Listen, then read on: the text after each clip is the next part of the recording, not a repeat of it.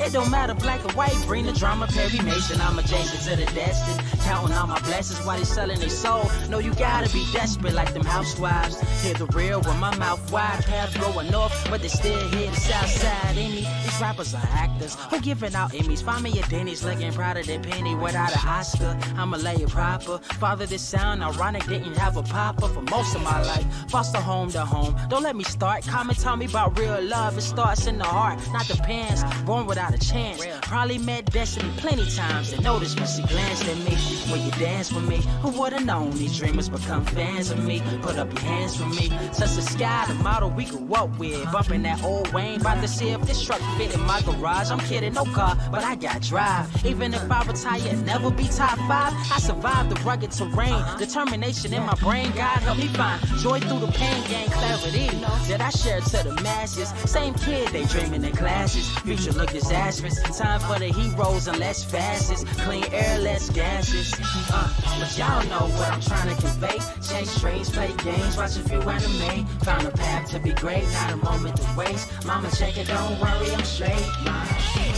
We gon' take it to the top of the globe. Spread love, realest quote that I wrote. You know, sky's the limit. All my life I was sober. We surpassing that with each episode. The whole, a new episode.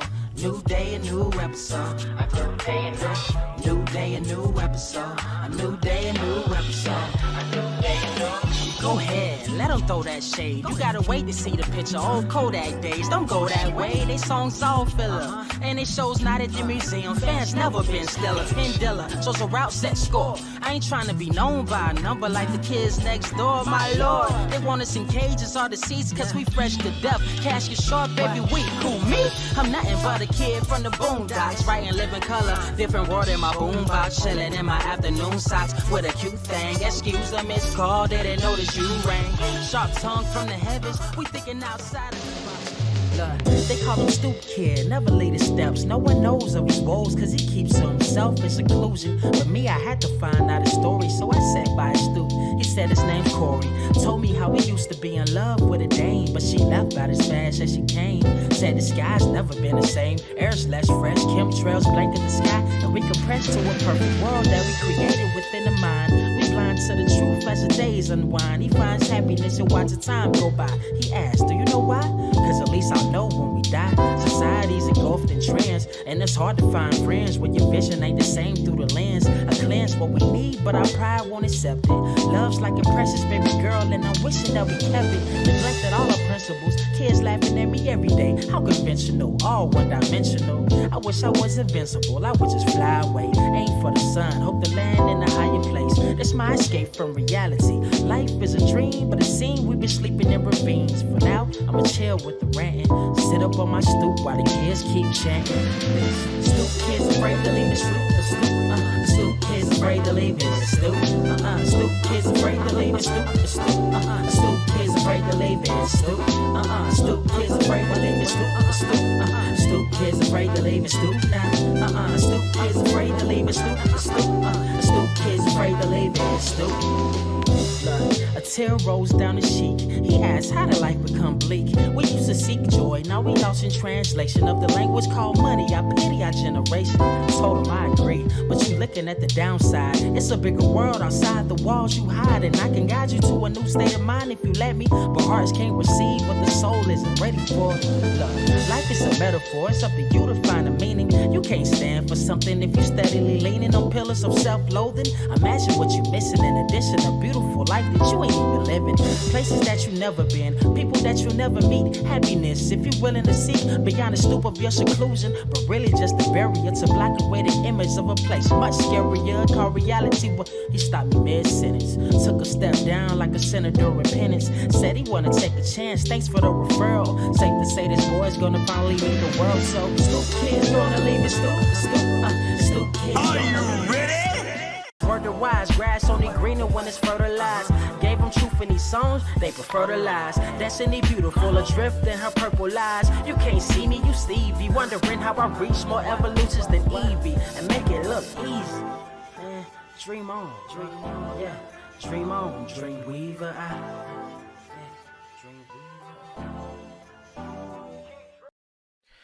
What is up, Earth's mightiest subscribers? It's your boy Ernie Blerd without fear, back for another round of Blerd Talking Ish number 3. We're going to be talking about a bunch of different stuff.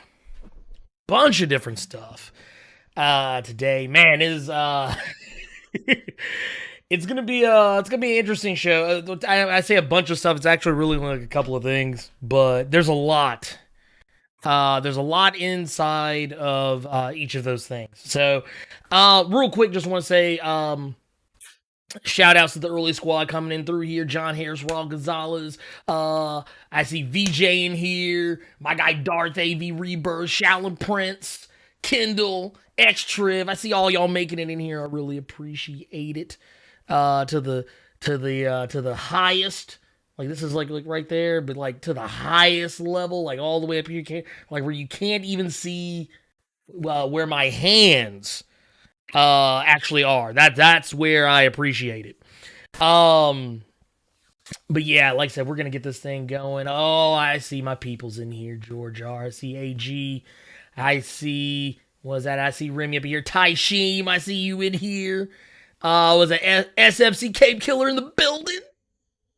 Yeah, I'm doing good, y'all, man. How are y'all? That is the real question. Is how are y'all doing? Because man, I'm doing great. I'm doing fantastic. It's a good day.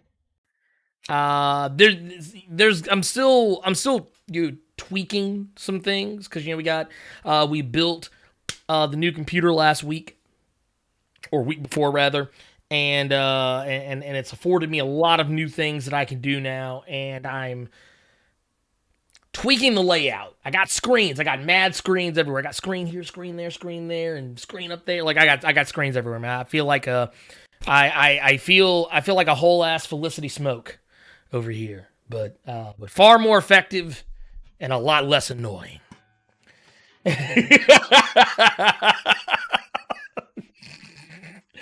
Yeah, that was a total shade to Felicity Smoke. But let's go to LJ. I see we got Jarrell in here. Got my guy Kevin in here. Enigma 9x9 in here. Dude, y'all are hitting me with the love, man. I appreciate that. Thank you. As I see Taishi says his favorite YouTuber. Man, right here. Right there, like not even like right there, because I think the heart is a little to the left, but right there, like but still right here in the chest area, right in the bat symbol, right in the bat symbol. Okay, all right, so let's talk some ish. Okay, so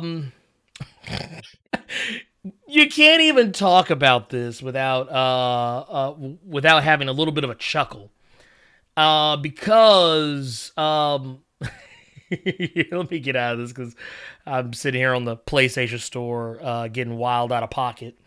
Gotta get that Tekken DLC, man. I feel like everybody's gonna be trying to one up me. Not as hard. I'm not that great in Tekken. I don't want anyone to think that I want the smoke. I don't want it. I don't want it, nor do I need it. But come see me in that KOF and we'll talk. But no, One Punch Man, apparently Sony has, in some weird way, shape, form, or fashion, they have announced that they are going to be doing an adaptation, a live-action adaptation of the Seinen series, the Seinen anime series, One Punch Man, the manga, the anime, the whole shebang. Now,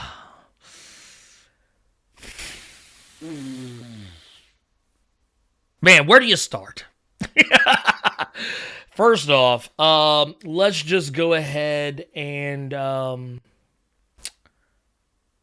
you know what? Let's just go ahead and put everything on blast here. So, for those of you who are not familiar with One Punch Man, I feel like everyone in the world should be by this particular point in time. But Japanese artist One came up with this. It was basically, it started out as like a webcomic. Like it was self-published webcomic. And then eventually it rose to being a part of Shonen Jump, which is really weird considering it's not a shonen manga by any stretch of the imagination. It's more seinen than it is anything else. And of course, in 2015, we got the anime adaptation, and it just took the world by storm. People who were fans of the manga from the jump were already on it. They were like, "Oh my god, it's gonna be the greatest thing ever!" And then, next thing you know, we had you had people who had never. Oh, by the way, man, y'all are already coming in with the love. Look, let me go ahead and stop this right here. Let's put the show on hold. My guy George R. with the $1.99 super chat says, with the $1.99 super chat, came in right off the whip and said, "Hey, so happy to see your brand blowing up, brother." Thank you. Let's put some respect. Let's put some respect out here. The brand. I don't want to steal anything from anybody. From Jesus and Mara and but the brand is getting strong. It's getting strong, and I appreciate it because honestly, it's really y'all that are why the brand is strong. So, I don't want to take that much credit for it, but I appreciate y'all for putting respect on my name. So, please, thank you. Blessings. Now, that said, yes, Panther Noir, I do play KOF. I play King of the Fighters, I play Guilty Gear, I play a little bit of everything. I gave up, I've retired from Street Fighter. I've discovered I do not like Street Fighter. Not anymore. Not the way I used to. I used to love her. Those of you hip-hop fans, you know what I'm talking about. Alejandro Madrid coming through with the $4.99 super chat. I much appreciate it. Much appreciate it. Didn't even have a question. Didn't even have a statement. Just wanted to come in, show some love. And I appreciate that. Those are beautiful things.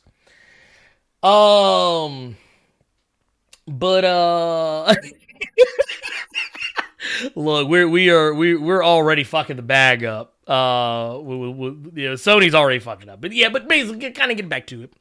One Punch Man, for those who are not familiar, yes, this is a series that has just kind of taken off. And I know a lot of people don't care for the second season as much, largely because of animation quality and some other issues that kind of cropped up. And I have not personally played the One Punch Man, A Hero Nobody Knows video game, but from the people I've talked to who have played it, there wasn't much to write home about. But so the brand, speaking of brands, the brand of One Punch Man is kind of in jeopardy, for lack of a better way to put it. And Sony has come along and they said, you know what? We want to take our brand and we want to mix it with this brand. And we took Spider-Man to $1 billion.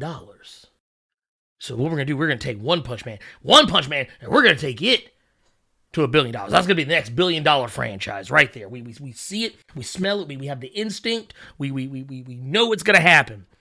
And I'm sorry to report, I don't think that's going to happen.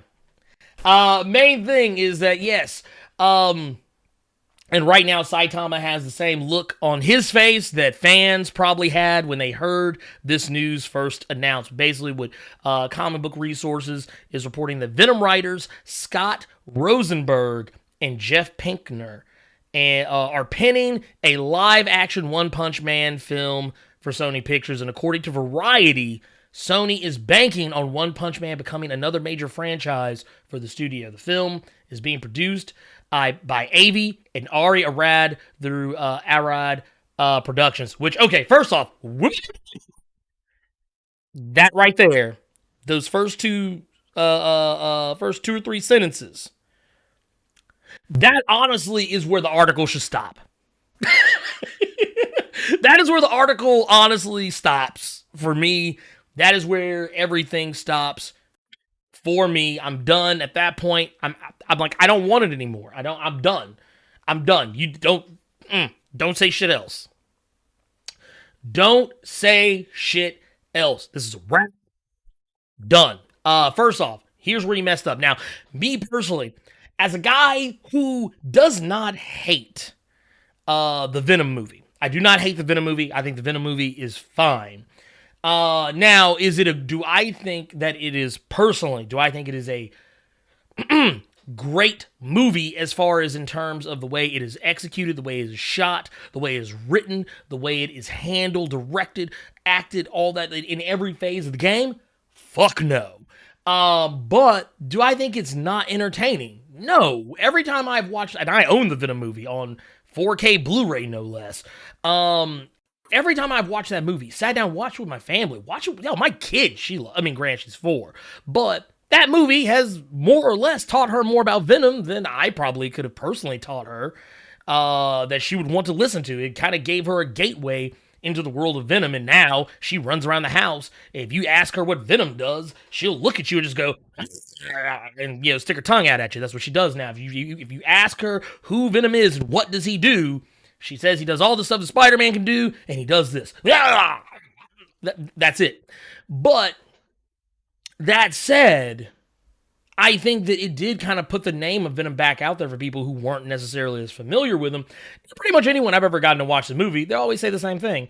I don't see why this is getting all this hate. It's not that bad. It's actually entertaining. I wasn't bored. I wasn't staring at my phone the whole time. I wasn't checking my watch saying, oh my God, when is this going to be over? No, I've never talked to anybody personally that I know who has said the same thing or said something different. But is it good? Is it great? No, God, no. It's actually quite bad.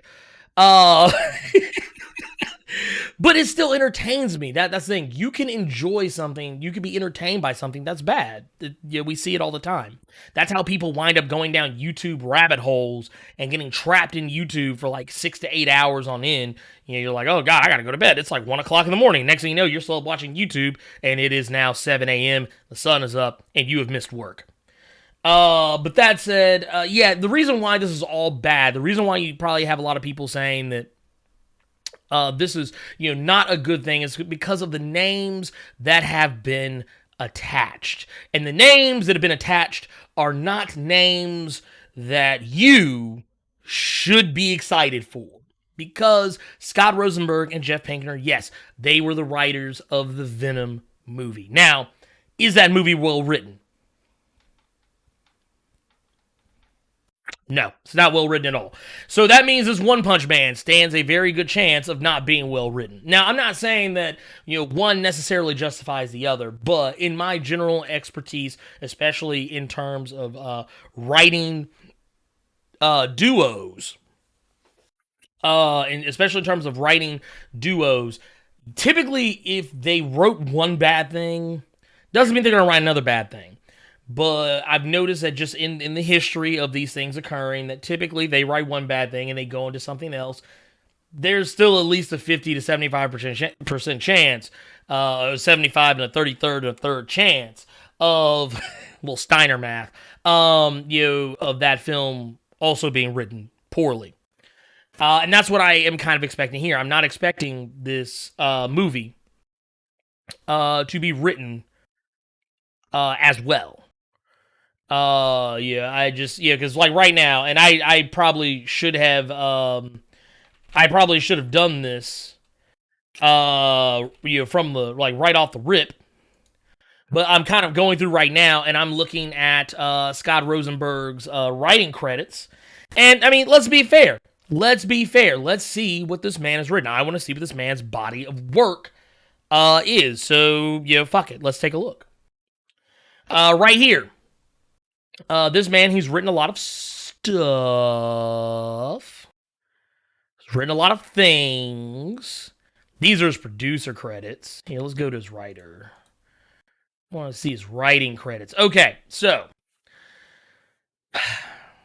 let's take a look here. I don't even want to go all the way down to the bottom. It looks like he wrote the screenplay for Gone in 60 Seconds, which is, that's fine. Kangaroo Jack, didn't see it. Didn't feel the need to. Life on Mars, Happy Town, Zoo. I don't think I've ever watched more than an episode of either one of them, so I'm probably the worst person to ask. Jumanji. Jumanji, Welcome to the Jungle. And he also wrote the next level. Didn't see the next level, but Welcome to the Jungle was fine. Let's see here. And then he also wrote something by the name, TV movie by the name of Salamander, which I never saw. And Citadel, which is something that's in pre-production. No one has seen it. So, right there off the rip, do I see a lot of bad? Not really. I've just seen a lot of stuff I'm not familiar with. And honestly, I think in this day and age, and I actually posted something about this on my personal Facebook today to some people, but I think we should actually normalize saying I don't know enough to have an informed opinion. Because a lot of people will say they have an opinion about something that they don't actually know anything about. So, like, people will say, oh, like, kind of like case in point, how I said earlier about the One Punch Man video game. I told you, I was very upfront, I have not played it personally, but just people that I know who have played it said they didn't like it. That's kind of anecdotal, which doesn't really hold any water. But I am willing to let you all know when I don't know something. Which is something I know a lot of other, and I'm not calling names, but a lot of other YouTubers, a lot of other, just not just YouTubers, just personalities won't do. They won't tell you they don't know something. They'll act like they do. And I'm not that guy. That, and because of the fact that I just don't like lying. But, moving on along, let's see here. Let's go take a look. Let's pull up the other writer. Let's pull up the other writer for the Venom movie. And let's see what else he's worked on. And that would be Jeff Pinkner. Now, as I'm looking at it, right here, boom, right off the rip. Here's what I'm seeing. Let's go down first. Okay, Ally McBeal. Okay, whatever. I didn't watch Ally McBeal. It just wasn't a thing for me. The Beast didn't. I actually have seen that show. I actually have seen it. That's, if I'm not mistaken, that is a show that starred Patrick Swayze. It was the last thing he worked on before he died. I actually thought that was good. But I only saw the one episode, and apparently it was the episode he wrote, so there you go. Let's see. Alias wasn't my thing, but I hear a lot of people really like it. Lost. He wrote 4 episodes of Lost. Depending on what those episodes are, Lost was not a thing for me. I liked Fringe. But Fringe got weird after a while, so I don't know. Maybe. Who knows? He wrote the screenplay for The Amazing Spider-Man 2. A train wreck of a movie, but I don't think the issue was just with the writing. That was the issue of directing. He wrote The Fifth Wave, a movie that I personally did not see, but heard a lot of bad shit about. He wrote The Dark Tower, a movie I have personally seen, didn't care for. Apparently he also worked on Zoo and Salamander and The Next Level, Jumanji and Welcome to the Jungle. So that's kind of, it seems like this is kind of roughly around the point where Pickner and Rosenberg started working together as a duo writing team. So maybe there's a chance. Now, one thing I do find a little egregious right here, and I kind of feel like Hollywood is mining my personal nostalgia. I know we're getting off the beaten path of One Punch Man, but I'm going to bring it back home in just a minute. My whole thing, and oh, wait a minute, we got I see we got a little something going on here. It says, I freaking love comics, dropped $2.99 super chat. It says, let's do a collab. I tell you what. Email me, blerdwithoutfear@gmail.com, and we can talk about that. And thank you once again for the super chat. But no, kind of getting back into it. Let's see here. I also see he has some pre-production and announced projects. Apparently, he is a writer for the Cowboy Bebop series, is going to be on Netflix, which had been put on hold anyway before all this this quarantine business was going on. And then, of course, I see Mask, which is a cartoon from back when I was a little kid. Mask Mobile Armored Strike Command, and Visionaries Knights of the Magical Light. Dude, you are mining my childhood here, and I'm getting concerned. I don't think very many people in this chat even remember Visionaries, Knights of the Magical Light. God, man, dude, that cartoon. Don't go back and watch it, though. Don't go back and watch it. You'll be disappointed. You'll be terribly disappointed. But yeah. Oh, we got another one, man. We got another super chat. $5 super chat from Reggie Simmons says, "Peace, bro." That's what I'm talking about, man. Look, dude, just out here. Oh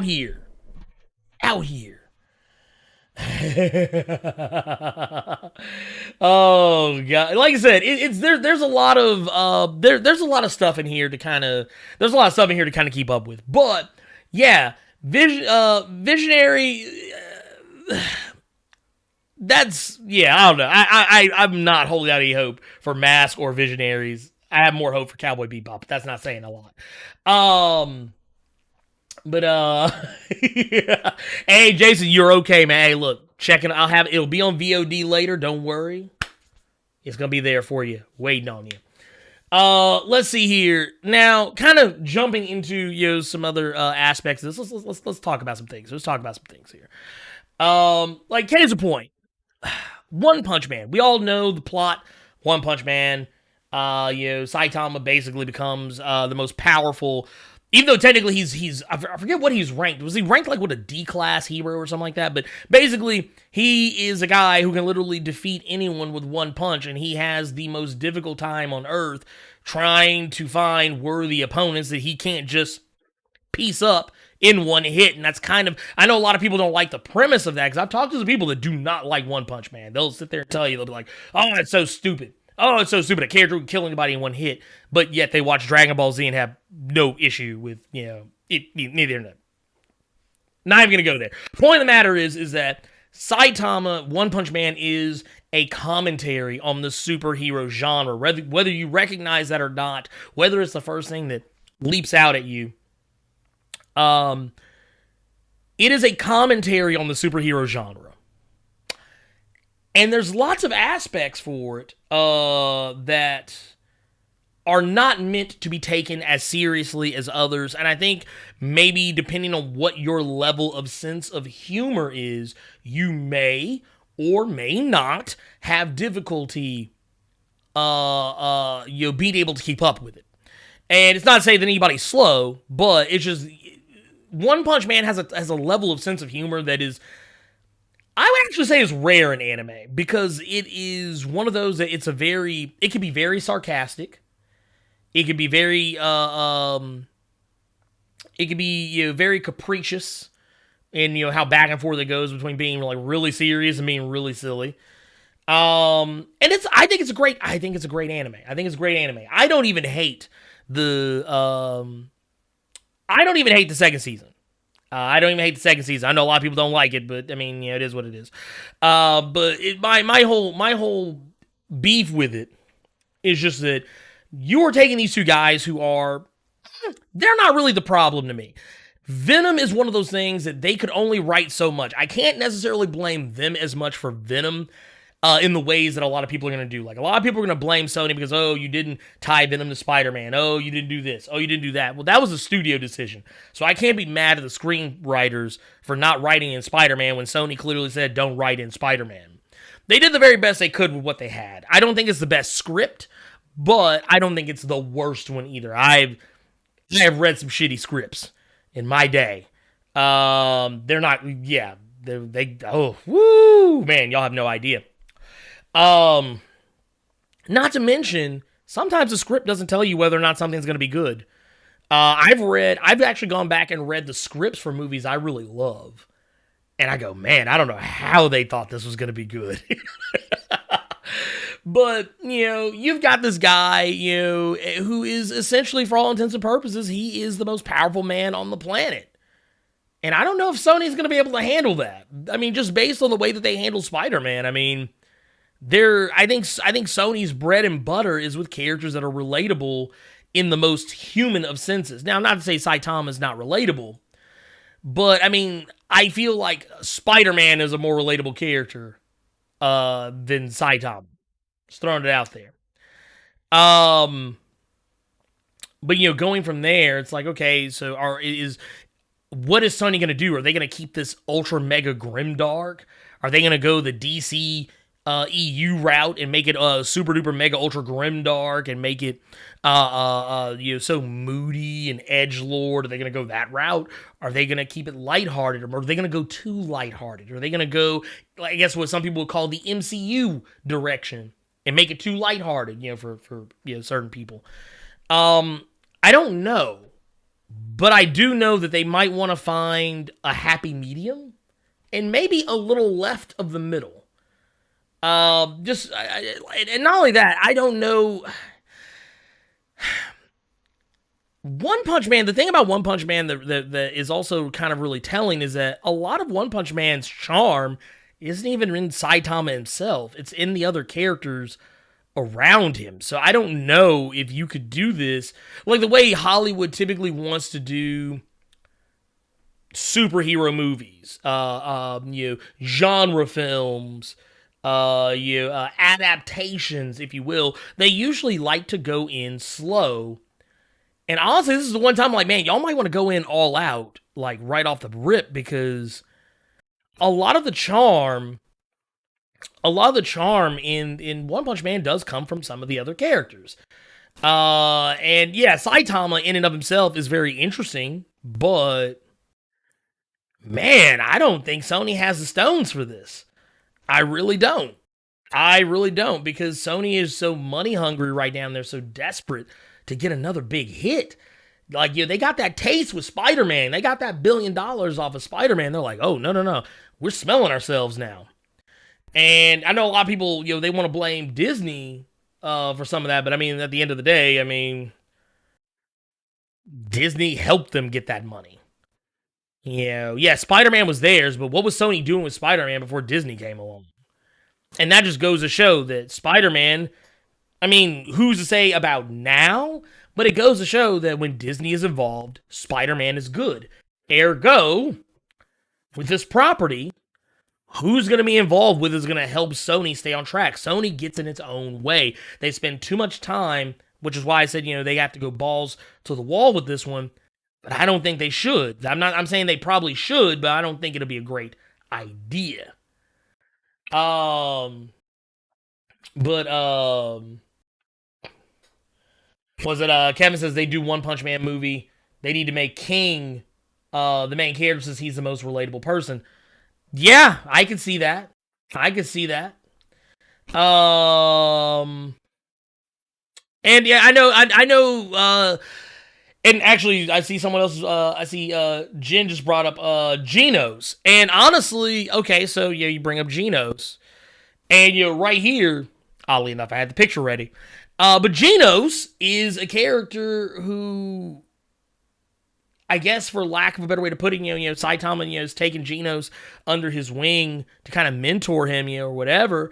But if you had to pick one of the two, I would say maybe focus a little more on Genos, because I feel like Saitama is one of those characters, like, he has to kind of be in the background. Even though it's technically his show, it's technically his movie, he's the titular character. I feel like, yeah, he still is not the guy people should be behind. I mean, not to say they should be behind him, but they should be anxious to see him on screen 24/7. You want to kind of minimize One Punch Man, but not to the point of making him a total background character.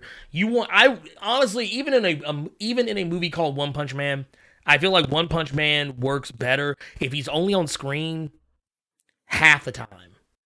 Like, maybe give a little bit more of that screen time to a character like Genos or King, and I think you'd be better.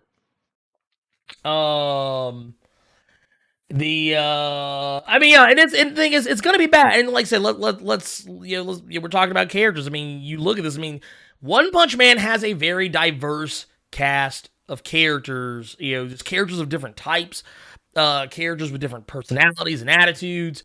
And I'm sorry, but I don't think Sony has.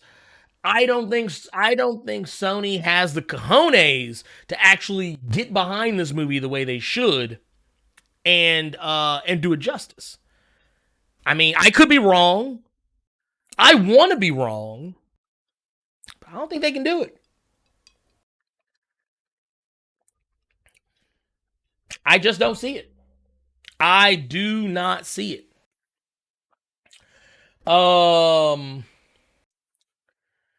Let's see here. Hey, Rico says, late as always, but in this bit.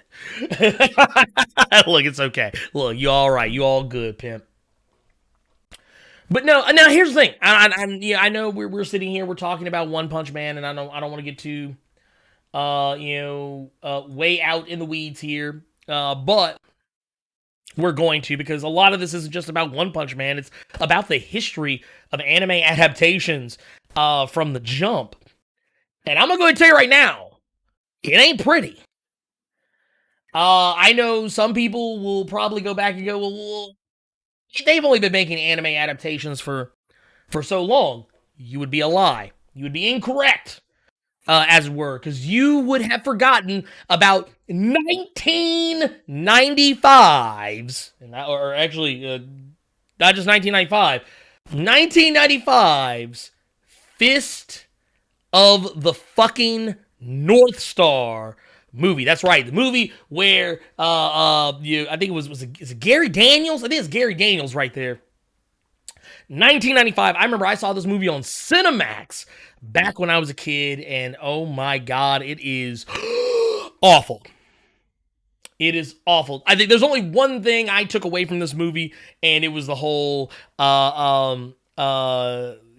towards the end of the movie, Kenshin or whatever, and he's all like, they had this whole thing at the very beginning, with him and the main villain, whose name I don't remember at this point because I've slept since then.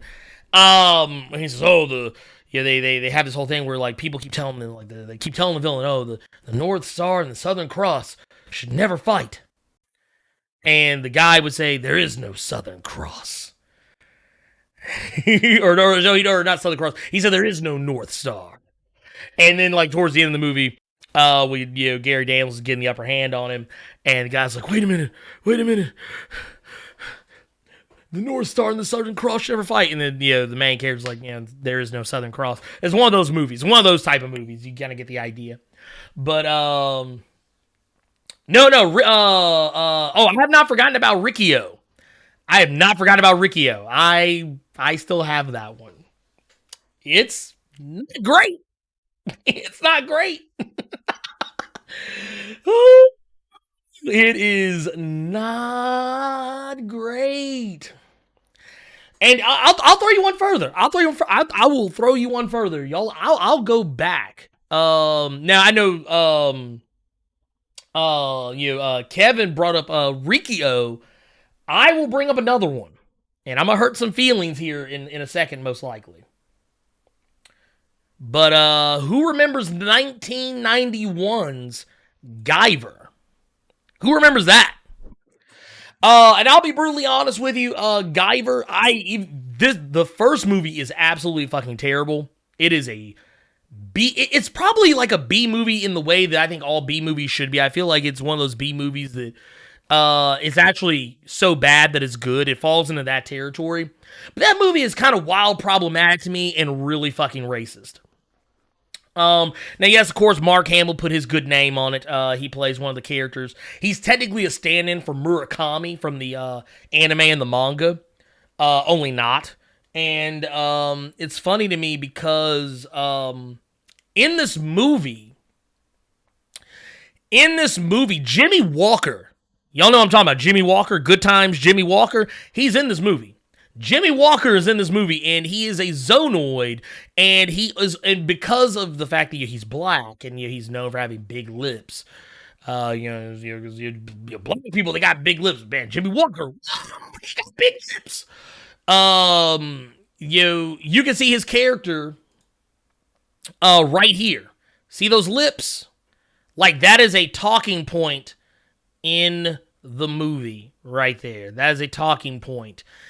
In the movie. Movie is wild trash. The second movie, which came out in 94, Guyver Dark Hero, which I believe was directed by one of the choreographers for Power Rangers at the time, is a better movie, but it's a much slower movie. It tells a better story.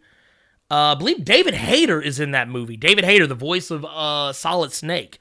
He plays the Guyver in this one. It's not a bad movie. It's not great either. But it was 1994. That's all I'm saying. It was 1994. That's all I'm saying. It was 1994. That's all I'm saying.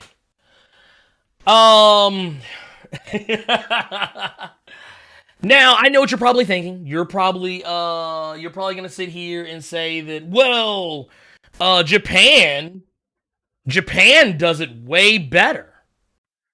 Japan's way better at adaptations than we are.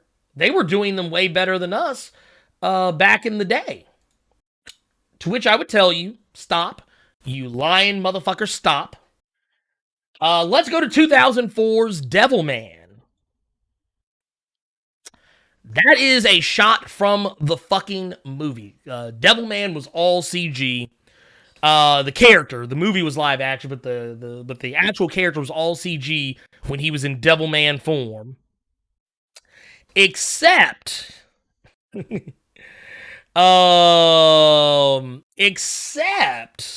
for when he was in human form. I mean, he was in human form.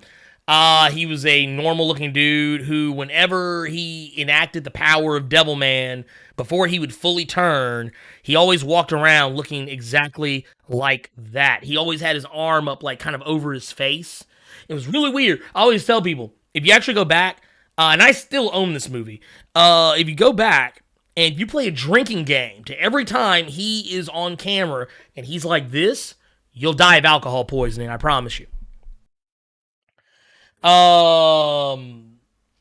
Let's see here. I don't have an image right now, I don't believe. But another one was, how many of y'all remember the Basilisk anime? Basilisk had a live action movie adaptation too in 2005 called Shinobi Heart Under Blade, which was for the most part accurate, but was still not a good movie. So there was that one. And I'm not done yet. I am not done yet.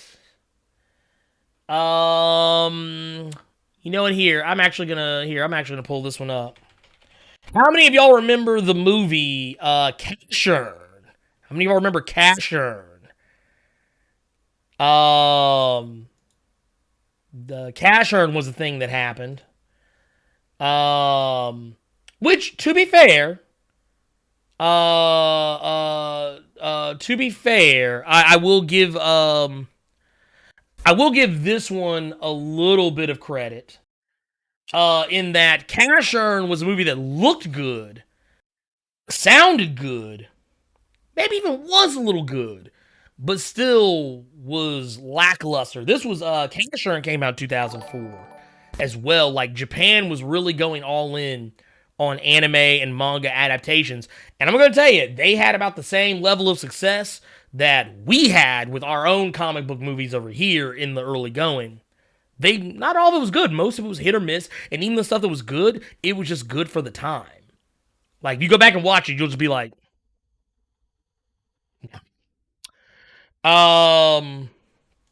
let's see, we got another one here. Rico G, the Boogeyman, coming through with the $5 super chat, says, did anyone see that Guyver anime second movie I dug? Yes, actually, I did, and thank you for that $5 super chat, Rico. I actually did. I've seen both the first and second Guyver live-action movies. I've seen the original Guyver OVA. I still have it, and I have also and still have seen and still have the Guyver Bio-Boosted Armor anime that they did. I think it was roughly around like early 2000s. I want to say maybe like somewhere towards the end of that.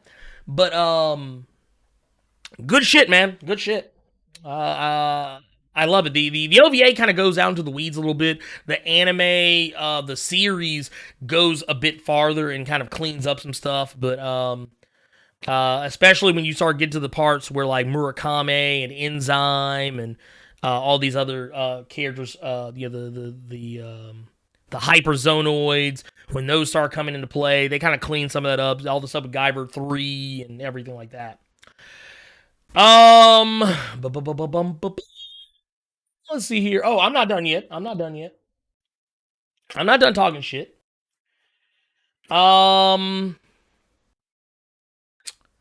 Here, where's let's talk about what was it? This is 2006. 2006, there was a live action Death Note movie. And this is before what we got on Netflix. But this right here, I mean, while this is actually, because they kind of did it in a way where like it wasn't awful, but it wasn't good either. Like the first movie, I thought they did a really good job. The second movie, they kind of went way out into the weeds. And then they made a third movie that was all about L that made no goddamn sense. And it was just all over the place. The movie was just all over the place. Just, I mean, now I think that, you know, they did about as good a job as you could do at the time with the technology that was available to make Ryuk look the way he did. I thought they did as good a job as you could have done at that time. But once again, by the time you get to that second movie, it has shit the bed thoroughly. And then by the time you get to the third movie that is, you know, once again, it's all about L, it's kind of like,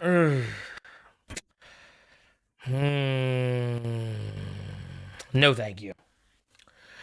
Now, once you move on over, now, of course, you know, we got the Netflix version of that. You know, we got the Netflix version. This was in, was it 2017? We got the Netflix version of Death Note, which we all know how that one went. It was pretty goddamn bad. Was not good by any stretch of the imagination. I always tell people the only thing I liked about the Netflix Death Note adaptation was the soundtrack. That was the only thing I liked. It felt like a movie that just didn't need to exist. It kind of insisted upon himself. Ryuk was the only redeeming, other than the soundtrack, Ryuk was the only redeeming quality of the film, and they barely used him at all. Like, they kept him overshadowed because they didn't want you to see exactly how he looked. They tried to keep him dark and mysterious, which is funny when you consider the aspect of the anime where Ryuk is pretty much always just kind of out and chilling. He's not supposed to be a scary character. Ryuk is honestly comic relief in a lot of cases. More often than not, when he's on screen, he's comic relief. The only time he's really like dark and mysterious is when a character is meeting him for the first time, or when he is basically pulling, you know, his schemes towards the end of Death Note, or like what they did in the more recent the one-shot manga that was recently put out. Those are the moments where he's supposed to be scary, but otherwise he's a comedic character. And honestly, the look on this guy's face, I mean, that's the look I had on my face the whole time I was watching. I was just like, oh my god, why? But I mean, yeah, the whole thing, the Death Note live action movie, it had potential. I'll give him that.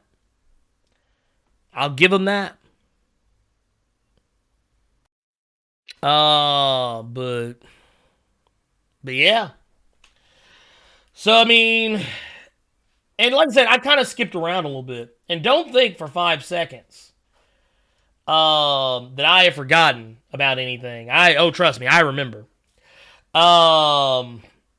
Like I said, but before I move on this one, about maybe a couple of years before this came out, they had a live-action TV series, which I've never watched, but I've heard mixed reviews about, for Death Note. So, I mean, you watch that at your own peril. I can't tell you any one thing or another about it. So, if anyone has questions about it, couldn't tell you.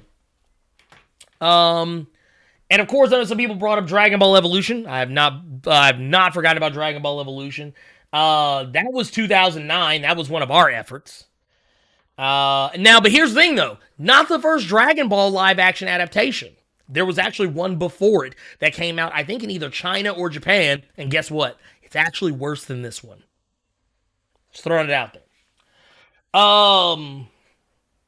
And it's actually based on Dragon Ball, not Dragon Ball Z. Like, this one had a weird mistaken identity thing going on where it was, this movie, it was Dragon Ball, but it was also trying to be Dragon Ball Z at the same time. And the two don't mix, even though they are the same series. Like, they don't really mix because Dragon Ball has a different tone than Dragon Ball Z. And you're trying to conflate the two, and it doesn't pan out the way you would probably want it to. Not to mention, I'm sorry, but a white guy walking around, named Goku just doesn't do anything for me. I'm sorry, it just doesn't. Okay, I'm just gonna be brutally honest with you. It doesn't. Watching some white dude walk around claiming to be Goku just is not a thing for me. Not a thing. Not a thing for me. You feel me? What was it? My guy Darth AV Rebirth coming in with the $4.99 super chat says, remember G Savior, that live action Gundam movie. Trash. That's what I'm talking about. Yeah, G Savior was not good. And once again, everybody keeps saying, "Oh, well, just let Japan make their own adaptations." Let Japan make their own adaptations, and they'll be just fine. I just showed you physical evidence; they are not good. Japan, honestly, while we're talking about that, let's actually skip forward a few years. And let's take a look at Attack on Titan, which I believe was like 2015. I believe is when Attack on Titan came out. Which for those of you guys know what Attack on Titan is, I presume. Attack on Titan, the show that was basically about these people who are kind of fighting as the last bastion of human resistance against the Titans who come to town and eat them and kill them and all that crazy chicanery. Well, Japan was like, hey, this is our bread and butter. This is a series that is beloved by everybody. Fuck it, let's make a live action movie, baby. Let's get this bag. Let's get this yen, my guy.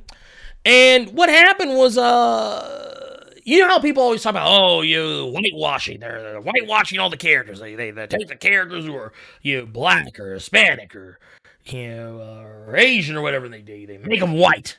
That's what they always do. Well, Japan did the same thing. Only they did it the other direction. You see, in Attack on Titan, if I'm not mistaken, and I could be wrong, all of the characters, with the exception of one, at least in the early going, all the other characters are not Japanese. There's only one Japanese character in the whole show. But then you flip over to this, and it's like, oh, wow, this is a whole-ass Japanese cast right here. I'm just throwing it out there. Hey, my guy, SFC Cape Killer, coming through with a $5 super chat. Says, hey, Blerd, did you ever check out the Wind and Cloud Storm Rider series? I didn't see the series. I haven't seen the series. I have seen the original, the movie with Sonny Chiba. I've seen that movie, and I actually really like that movie. I haven't seen the series, but I really like that live action movie. That was good. I actually really enjoyed that. Oh, God. Actually, you know what? Now, everybody keeps telling me, no, we should watch this in the Discord. We should watch this. No. The Storm Riders, that's what you watch. That is what we're going to, that's the movie we're going to watch. That movie is legit. Was Rico the Boogeyman coming through with the $5 super chat, also saying, check out this very old anime called 8-Man, I think. It's like The Flash, but R-rated. Actually, I know exactly what you're talking about, Rico. It's one of my favorite movies. 8-Man, there's 8-Man After, which is the anime. It's kind of a throwback on Tokusatsu. Because the original 8-Man movie, there was an 8-Man movie that came out before the anime that was live action. And basically, it's a play on RoboCop. More than anything else. For those who are not familiar, and I actually didn't bring this up just because I honestly didn't think it would come up. But I didn't think anyone would actually know what the fuck I was talking about. Let's see here. Let's do that one. And here, I want to show y'all because that's actually one of those that I think is the live action movie is kind of hit or miss. It's got some problems. The live action movie definitely has some problems. It's definitely the live action movie is definitely a product of its time. Largely because the character of 8-Man in live action, because this was a tokusatsu series.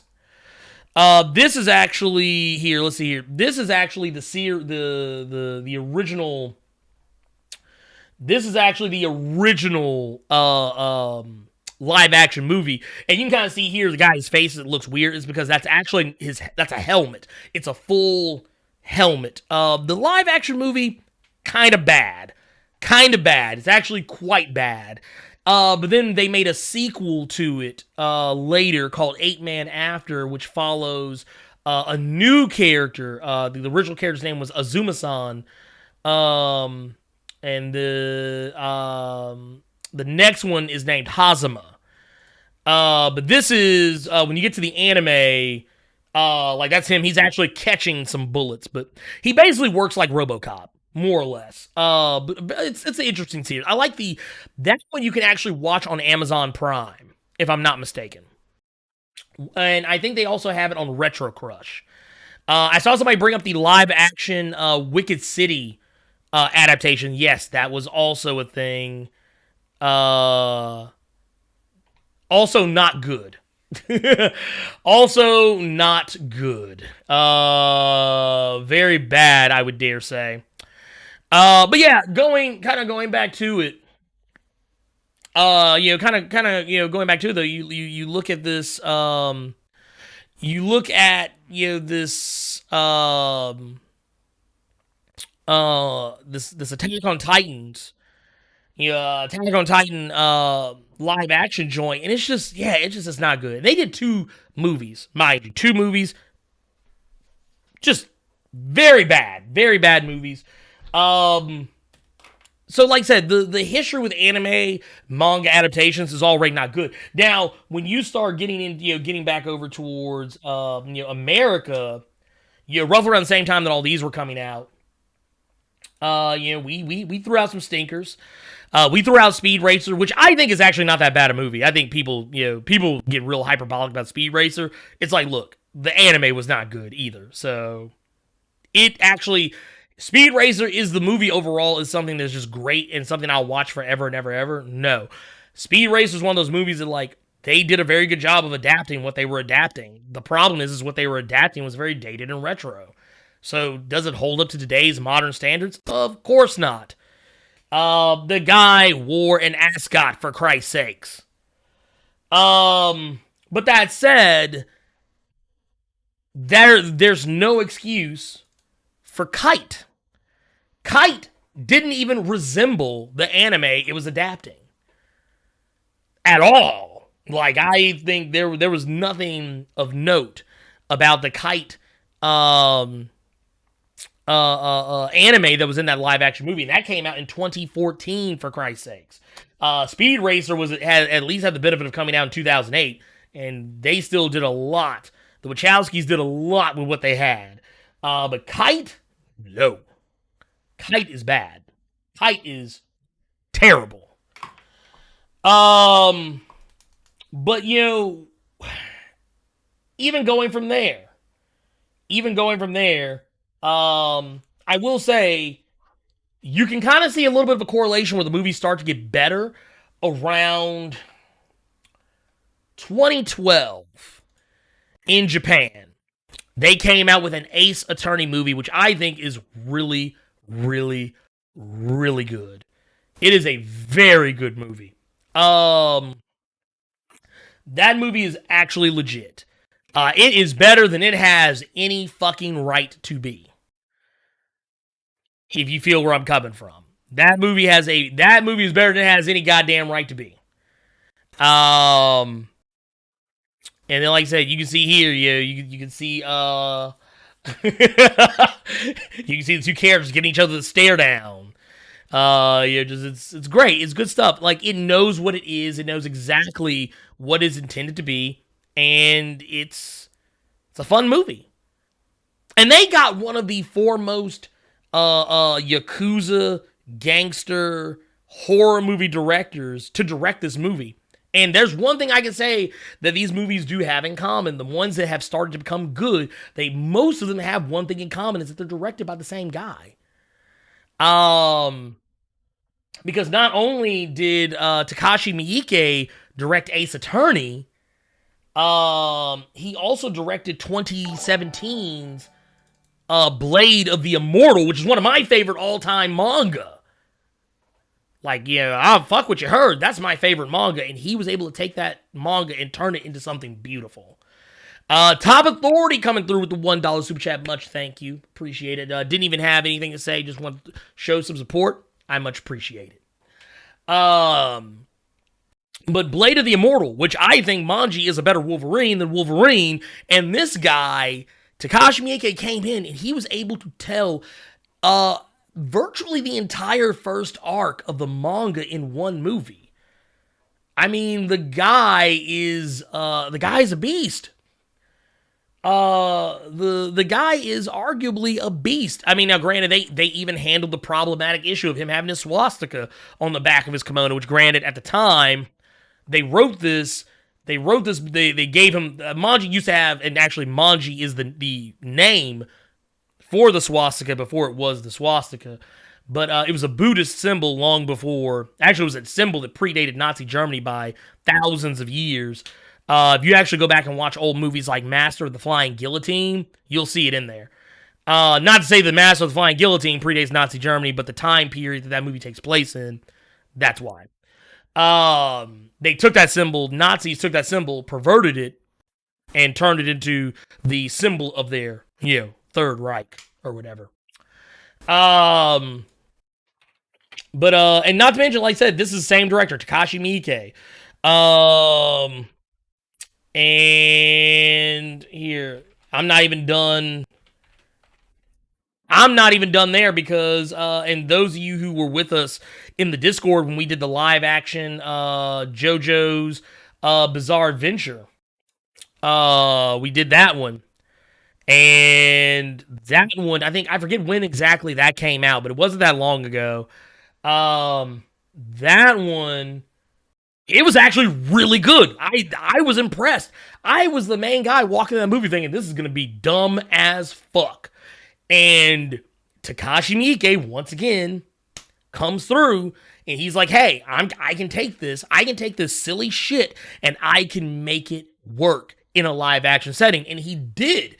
I was thoroughly impressed with what he was able to do. Now, going from JoJo's,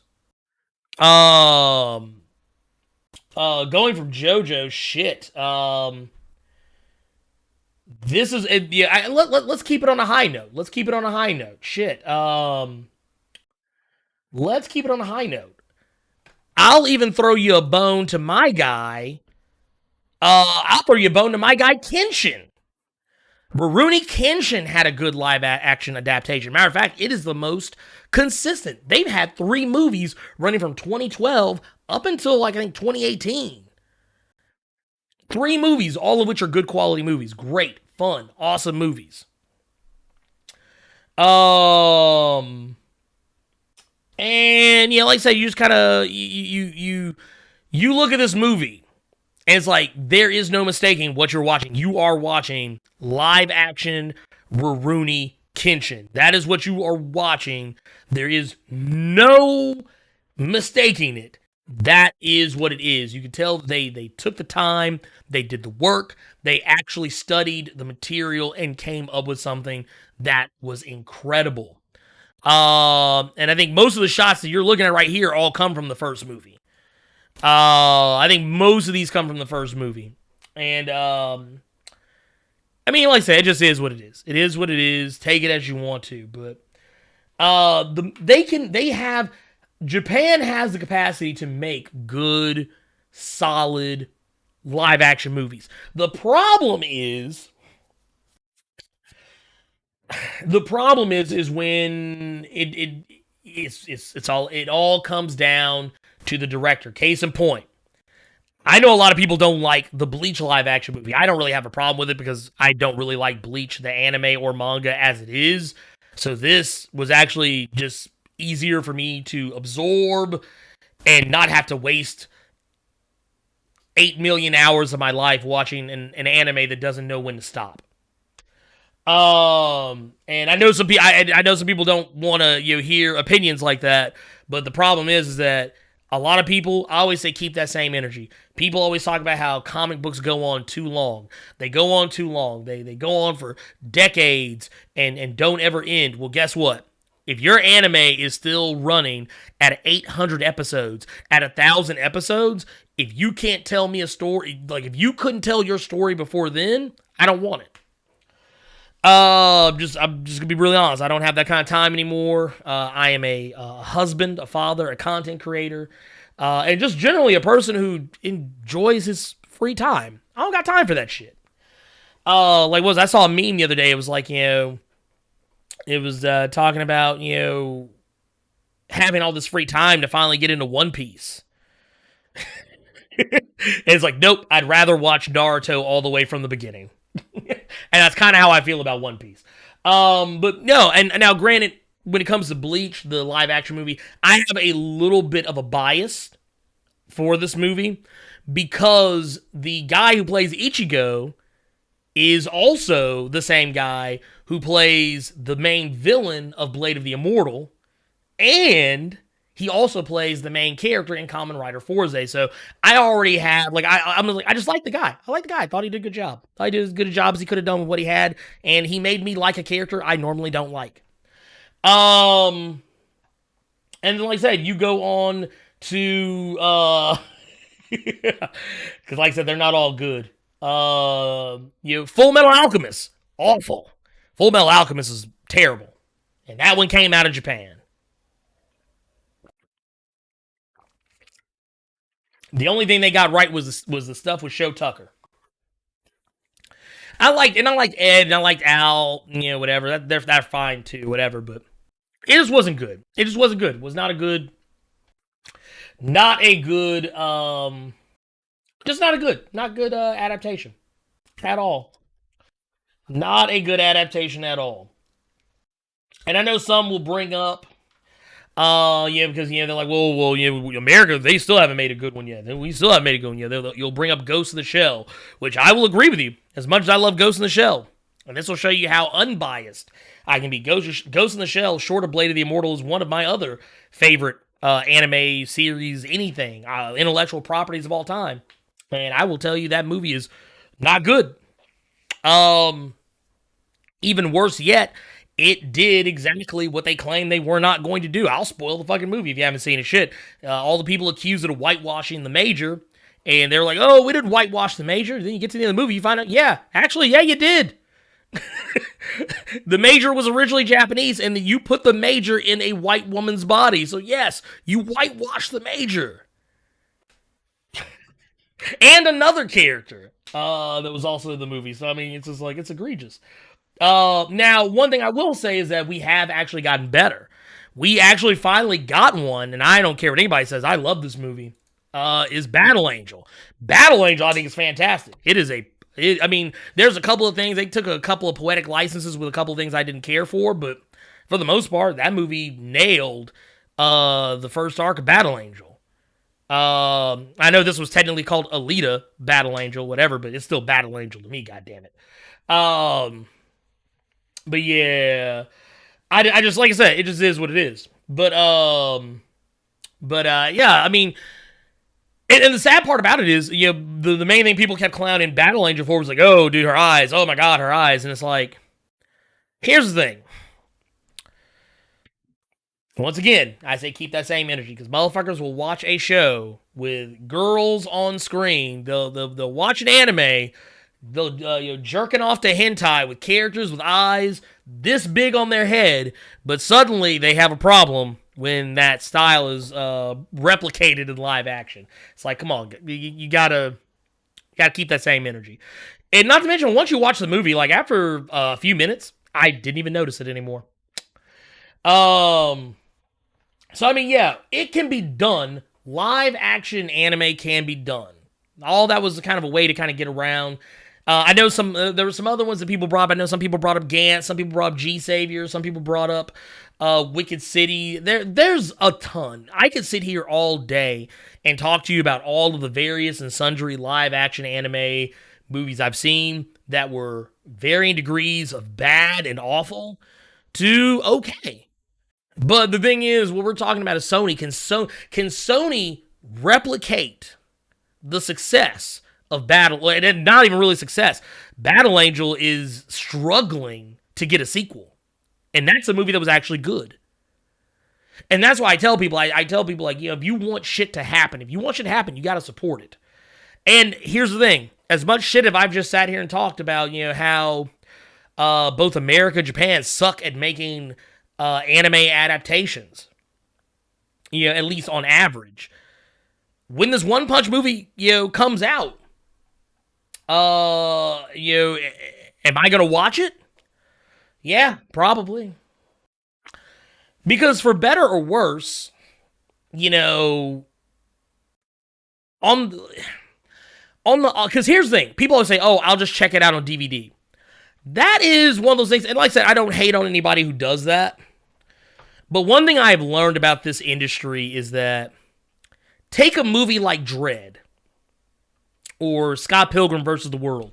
Movies that were comic book adaptations that were not very successful in the box office because people had that mentality. They're like, oh, I'll just catch it when it's on video.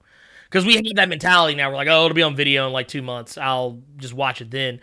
But see, Hollywood has taken a very similar mentality. They're like this. If you won't bother to take the time to go see this shit in the theater, then why make it? And that's the way a lot of this shit's going now. Dredd can't get a sequel for shit, despite the fact it is an amazing movie, but because it failed at the box office, doesn't matter that it made its budget back and then some in home video. That doesn't matter. Same thing goes for Battle Angel. Same thing goes for Scott Pilgrim. They are now having to beg and pander to get a sequel to these movies. And to the point, Carl Urban, he's given up on a Dredd sequel. He just go ahead and said, yeah, it's not going to happen. He's like, I tried. The same thing happened with Hellboy. But because... and Hellboy did technically get a reboot, which oddly enough, the reboot ain't even that bad. Like, everybody was talking cash money shit about the Hellboy reboot. I was like, this movie actually ain't as bad as everybody's saying it is. Is it perfect? No. But is it bad? No, God, no. It's just okay. That's the crime it commits, is that it's just okay. Terminator, Dark Fate. Everyone was clowning that movie. Said, oh, it's just SJW bullshit. Let's put a bunch of women in the goddamn roles. Oh, my God. Don't ever go watch Aliens. Never watch Aliens, please. Do yourself a favor. You would just kill yourself. Don't watch, the original Terminator or, Terminator 2 or anything like that. You would kill yourself, with all the, SJW politics and that. You would just, you'd die. But I remember on Twitter when, the movie hit home video and everyone actually, the people who talk shit about it when it was coming out, they watched and they were like, oh wow, this movie is so good. The same people, I was watching all these same people who were talking shit in their timelines beforehand, they were now praising the movie. And now the movie's not going to get a sequel. You want to know why? Because no one went to go see it in the theater. They waited till it came out on home video. And yeah, that's how it works. And I'm not trying to shame anybody. I'm not saying that you have to go see everything in the theater, but don't ever be shocked or surprised when you watch a movie and say, man, I don't know why that didn't get a sequel, because you didn't go see it in the theater. Let's see. Ultimate Boosell coming through with the $2.99 super chat says, worst movie ever was worst movie ever was that Dragon Ball live action. Oh yeah, it's pretty bad. It's pretty goddamn bad. We were actually talking about it earlier. It was pretty, Dragon Ball Evolution is pretty awful. But imagine how bad that movie is, and then go watch the original live action Dragon Ball. You will throw up in your mouth. I promise you. But no, I mean, that's the thing. And even though and once again, it sounds weird because even though I'm saying all this, I'm still going to turn right around and say, This One Punch Man movie is probably doomed to failure. And, like I said, we talked about, was it Avi Arad? Who, I don't know if any of you guys remember, was a huge proponent of some of the original X-Men movies, a lot of the original Marvel movies that came out back in the day. And granted, he was attached to some decent movies. Not all of them were good. Matter of fact, he was still making bad movies when Marvel was making good ones. So, yeah, this movie is fucked. Right out of the gate. And I don't want it to be. I would love nothing more than the Sony to make this One Punch Man movie and it come out and it just be chef's kiss. Magnifique, amazing, perfect, everything. Everybody in the streets run out and talking about it. They're going, man, have you seen the news? Have you heard the news? Have you seen the One Punch Man live action movie? Oh my God, it's just chef's kiss. Amazing. Everybody talking about it on Facebook, Twitter, Tumblr, if that's even still a thing, Reddit, everything. Everybody just talking about it, just saying all the best and greatest things about it. I would love nothing more than for that to happen. But because you would put two writers in place who are wishy-washy of their record, you've also put a person in place of production, Avi Arad, who is notorious for making shitty movies. I'm sorry, I don't have a lot of hope. Let me know who the director is. Let me know who the director is. Let me know who the director is, and I will reserve my full and total judgment. But I'm going to go ahead and tell you right now, if you have any inkling that this movie is going to be good, you are being very optimistic. I'm just going to be brutally honest with you. But that said, moving along. Let's see here. What we got? Let's see here. Well, We Be Geeky was saying, yeah, Terminator Dark Fate wasn't that bad. No, it wasn't. It really wasn't. Actually, I liked it. Definitely was better than Genesis. You want to talk about, look, I see, was it Anthony talking about, oh, it's a stain on the legacy. No, you know what's a stain on the legacy? Terminator 3. Terminator Salvation. Terminator Genesis. Those are stains on a legacy. Think about it.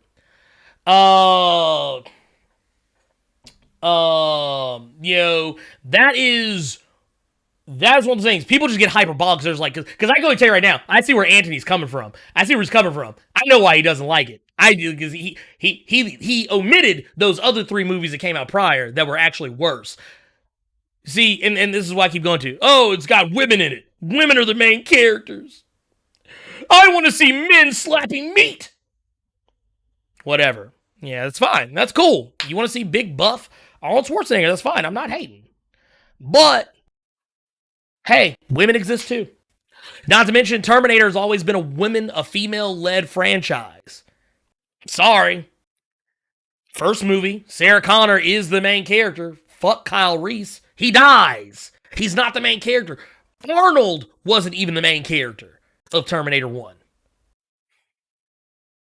It's always been a female-led franchise, man. You just have to learn. Alien. Female-led franchise. Sorry. It is what it is. Just saying. Moving on along. So, other story that came out. Peta, who I already have issues with right from the jump. Peta is trying to convince Taika Waititi, who is for those who don't know, is the director of Thor Ragnarok, and is also going to be is the director of Thor Love and Thunder. Guy who's actor, writer, director. Guy is like a triple threat in Hollywood, and I mean, the man is money. He's proven himself. Between What We Do in the Shadows, between Jojo Rabbit, between Thor Ragnarok, the man's proven he can make hits. And basically what they're doing is, because, the word got out that Fat Thor, or what Marvel prefers people call him, Bro Thor, is not going to be in Thor Love and Thunder at all. Like, Thor is actually going to be back to looking more like what we are used to seeing Thor look like. Probably more likely what he looked like in Thor Ragnarok. Maybe with some subtle differences. But that said, PETA, they're upset.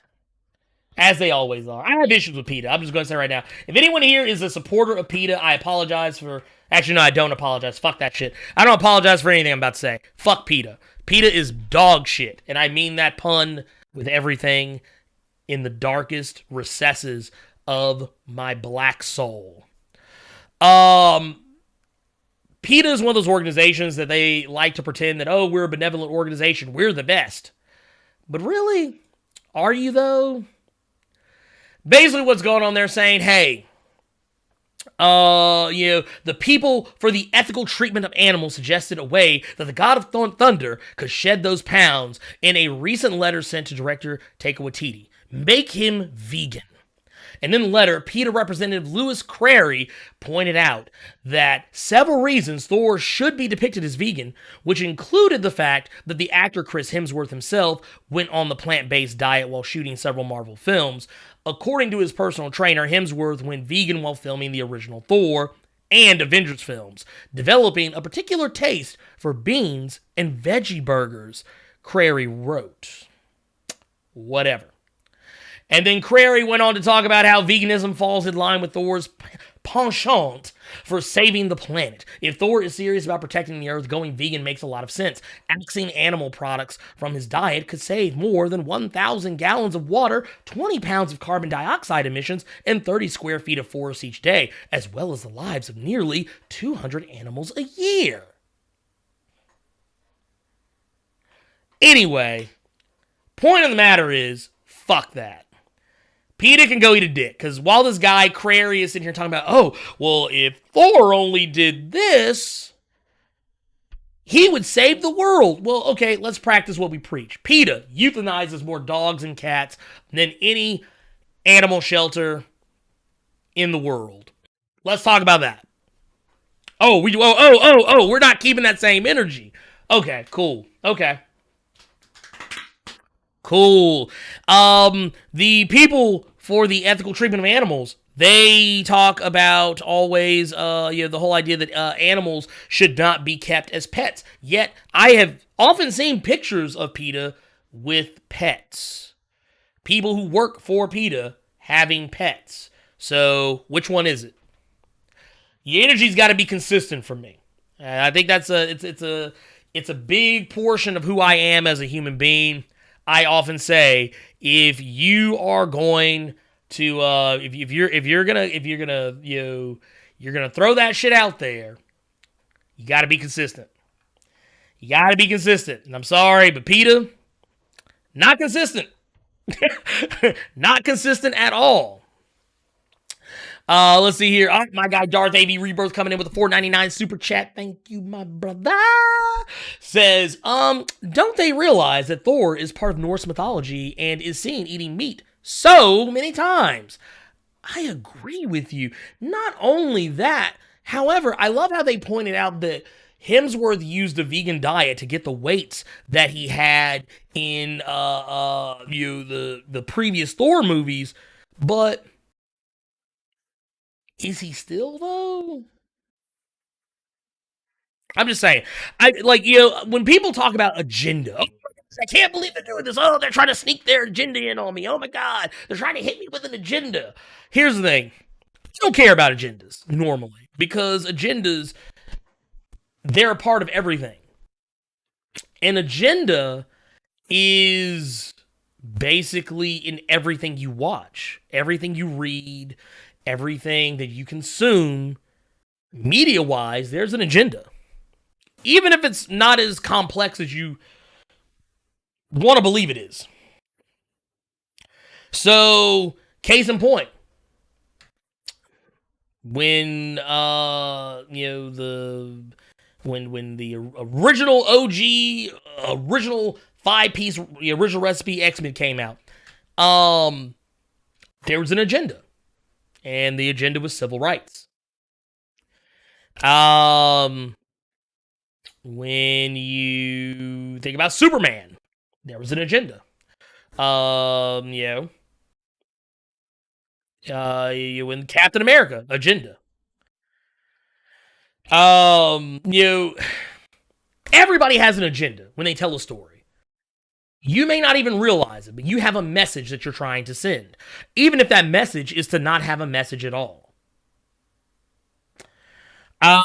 But my problem isn't when the creatives have an agenda. It's when outside forces try to influence an agenda on, like, outside forces from the creative try to impose an agenda of their own on something that they have nothing to do with. Because here's my thing. Is PETA going to endorse the movie if they do this? Is PETA going to shell out some money? Are they going to put some money behind Thor Love and Thunder?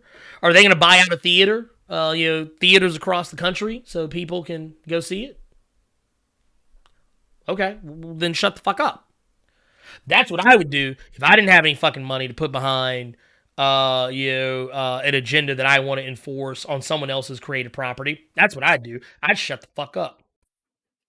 But my whole thing with this is that what difference does it make how Thor loses his weight? That wasn't the whole point of Bro Thor in the first place. The whole point of Bro Thor was that he was depressed. Anyway, LJ Matt coming through with a $10 super chat. Thank you. Just didn't even have questions. Just want to say support. That's what I'm here for. Man, I appreciate it. Thank you. Thank you, thank you, thank you. Thank you. And once again, Bro Thor, the whole point, it was to be an allegory for depression, dealing with discovering that you messed up, you made a mistake that you couldn't bounce back from, and then realizing that even no matter how bad you think that you fucked up, no matter how bad you think that you made everything around you, you can still come back from that and still be just as amazing and just as powerful and, by proxy, just as important as you originally were. That is what Bro Thor is a symbol for. The fact that even when he gets the hammer back, that even when he becomes worthy again in his own eyes, that he is worthy of wielding, of lifting Mjolnir, he doesn't change. His self-image doesn't even change because he's become comfortable in his own skin. It's not even a reach. This is some shit that the fucking directors, the Russos, and the writers of the movie have come out and said. So before anyone starts saying, oh, he's just putting his own agenda on it. He's just putting his own agenda on. No, I'm not. This has all been supported and confirmed. But anyway. My thing is, I'm sorry, you can't sit here and try and tell me that this is going to make a difference. They're doing this for their own reasons. They want to impose this on this movie because they want to they want to have some type of sway, some type of control over this movie. Be like, oh, guess what? We were the ones that made them change. We changed Marvel. No, get the fuck out of here. Get the fuck out of here. That is not the case. It is not the case. Stop. Just fucking stop. It's not a thing.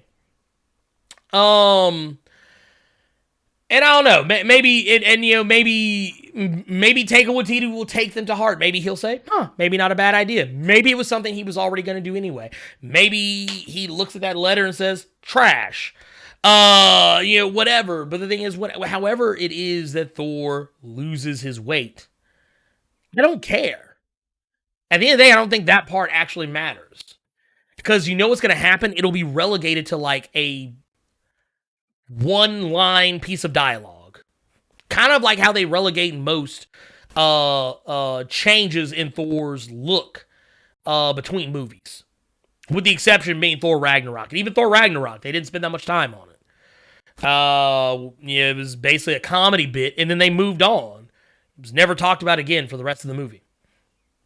The whole thing with his eyebrows in the first movie, people weren't talking about that shit. I mean, people outside the movie were, yeah, sure, but no one really in the movies brought it up. It was a thing. It happened. He had blonde eyebrows for a movie. Okay. It is what it is. But anyways, point of the matter is, yeah, is that going to happen? Is it going to happen? We don't know. But PETA, they can take one of these from me. Straight up, right off the rip. But that said, as far as, and those are really the only two stories. But, and really when it comes down to it, just by default,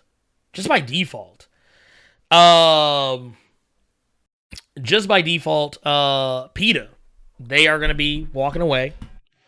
They're going to be walking away as the, I guess, for lack of a better way to put it, the villains of the week.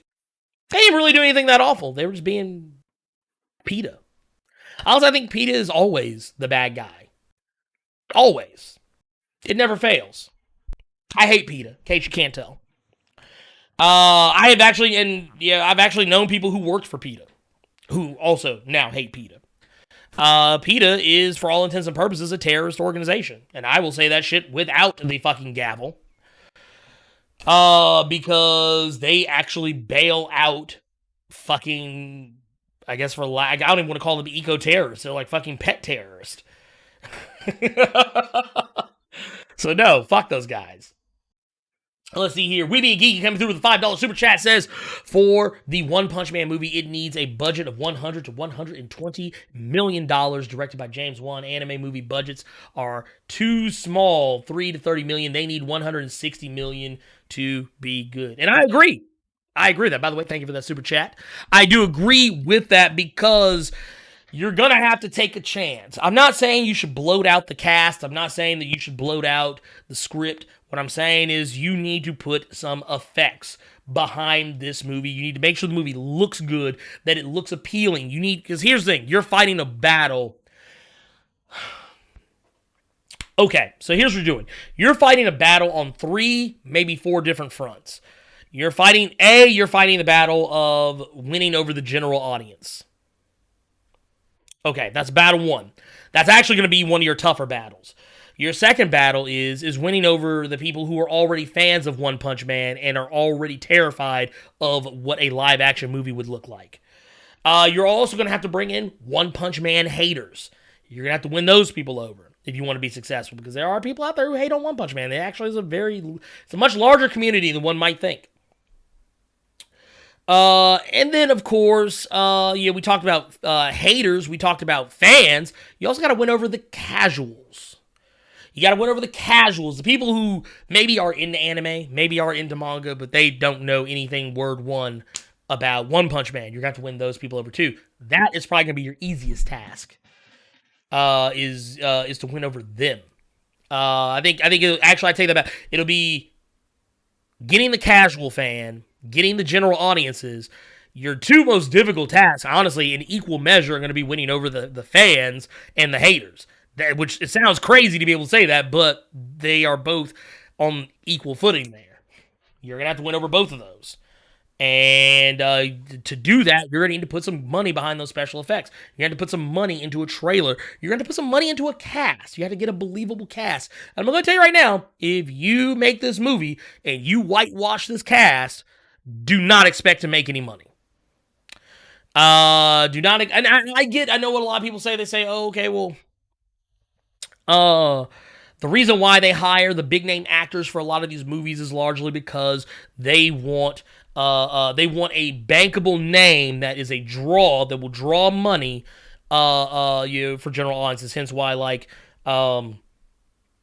you put a person like Scarlett Johansson in Ghost in the Shell because, she's in the Avengers movies. People go, oh, wait, that's that chick that's in the Avengers. And you may not be thinking that, but general audiences think that. And they go, hey, that's that chick from that one movie I saw. We should go see this. And that's honestly how most moviegoers work.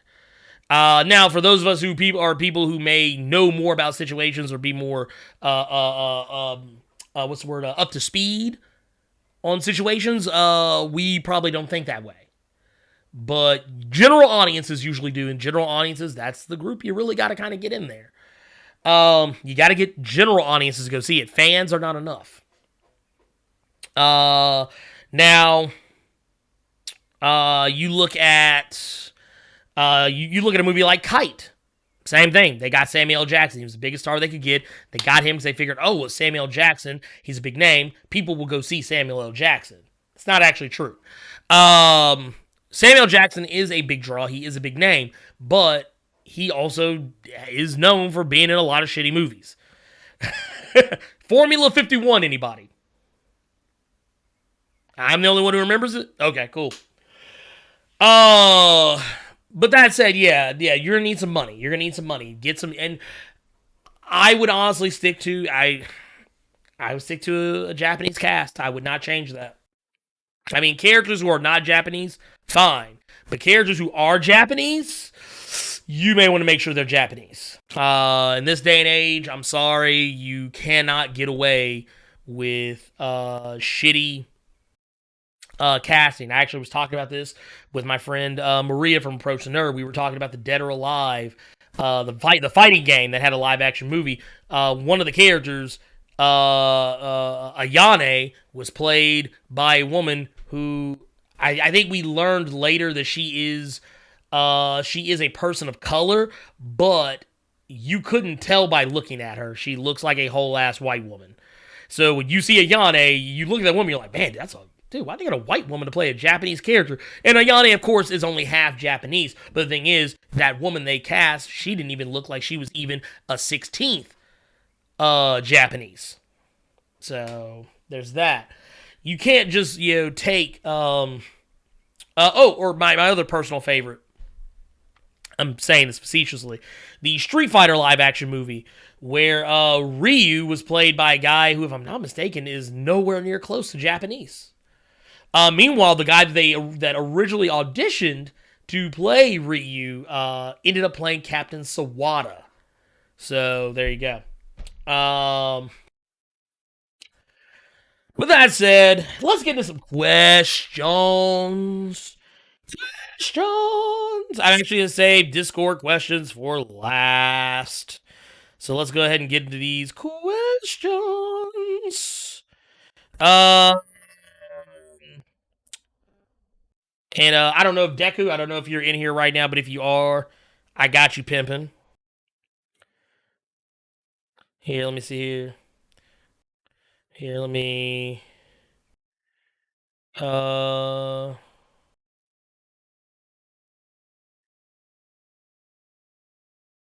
There. Sorry, having to... Talking about some funds. Okay, so... Let's look at these. I got questions already pulled up. Cool. Goody gumdrops. Oh, wow.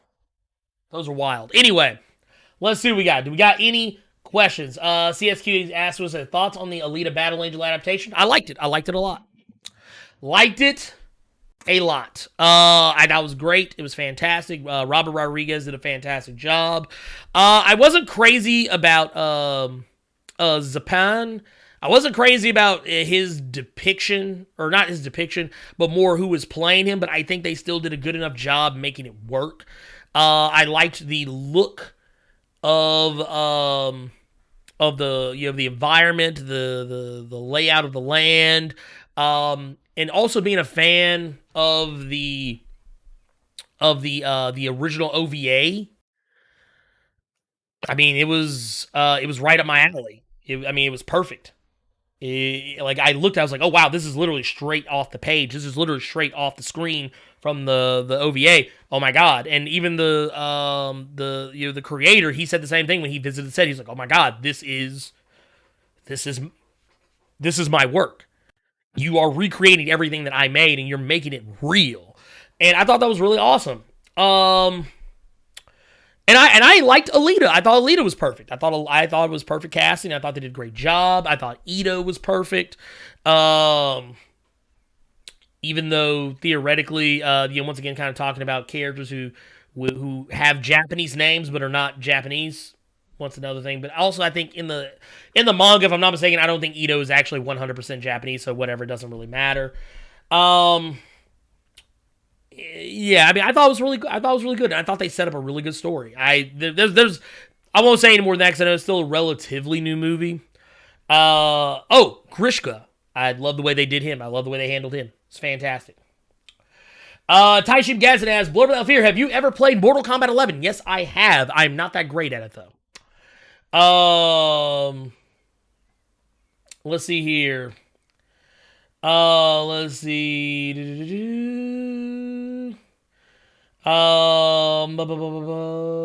see here. What else we got here? Was it Weeby Geek says Champions versus Teen Titans. Who you got?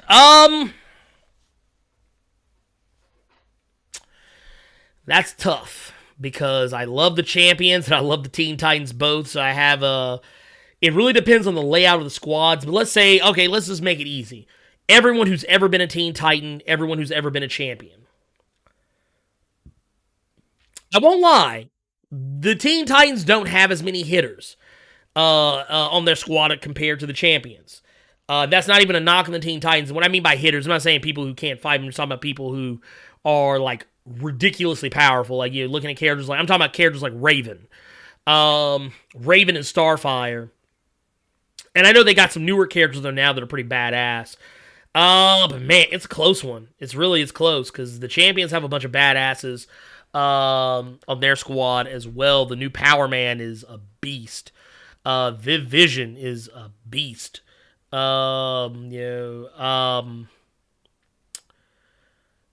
Sitting here blanking on some other ones. I just don't know. I tell you what, I'm gonna give it to the Teen Titans because you know what? Experience usually wins the day, in my opinion. Even when power levels are greater, experience typically will win the day. So I will give it to experience, and that's going to be the Teen Titans, who have been around longer, as one would imagine. Let's see here. Taishim Gaz asks, Blerd, do you ever want to team up with Rob from Comics Explained? I would love to. I actually reached out to him very recently and asked him if he wanted to collab. I have not heard anything back from him. So the ball is in his court. That's all I will say. Let's see here. Let's see here.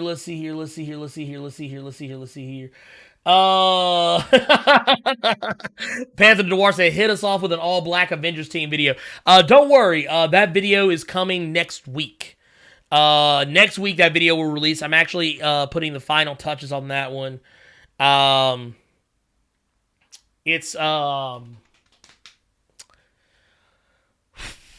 I don't want to say when it's going to drop for channel members just yet because I'm not 100%, but I want to try to have it up for y'all by tomorrow. Also, you know what? Speaking of, because I'm not going to lie to y'all, this actually is kind of a good time to bring this up. I am probably not going to release a video tomorrow.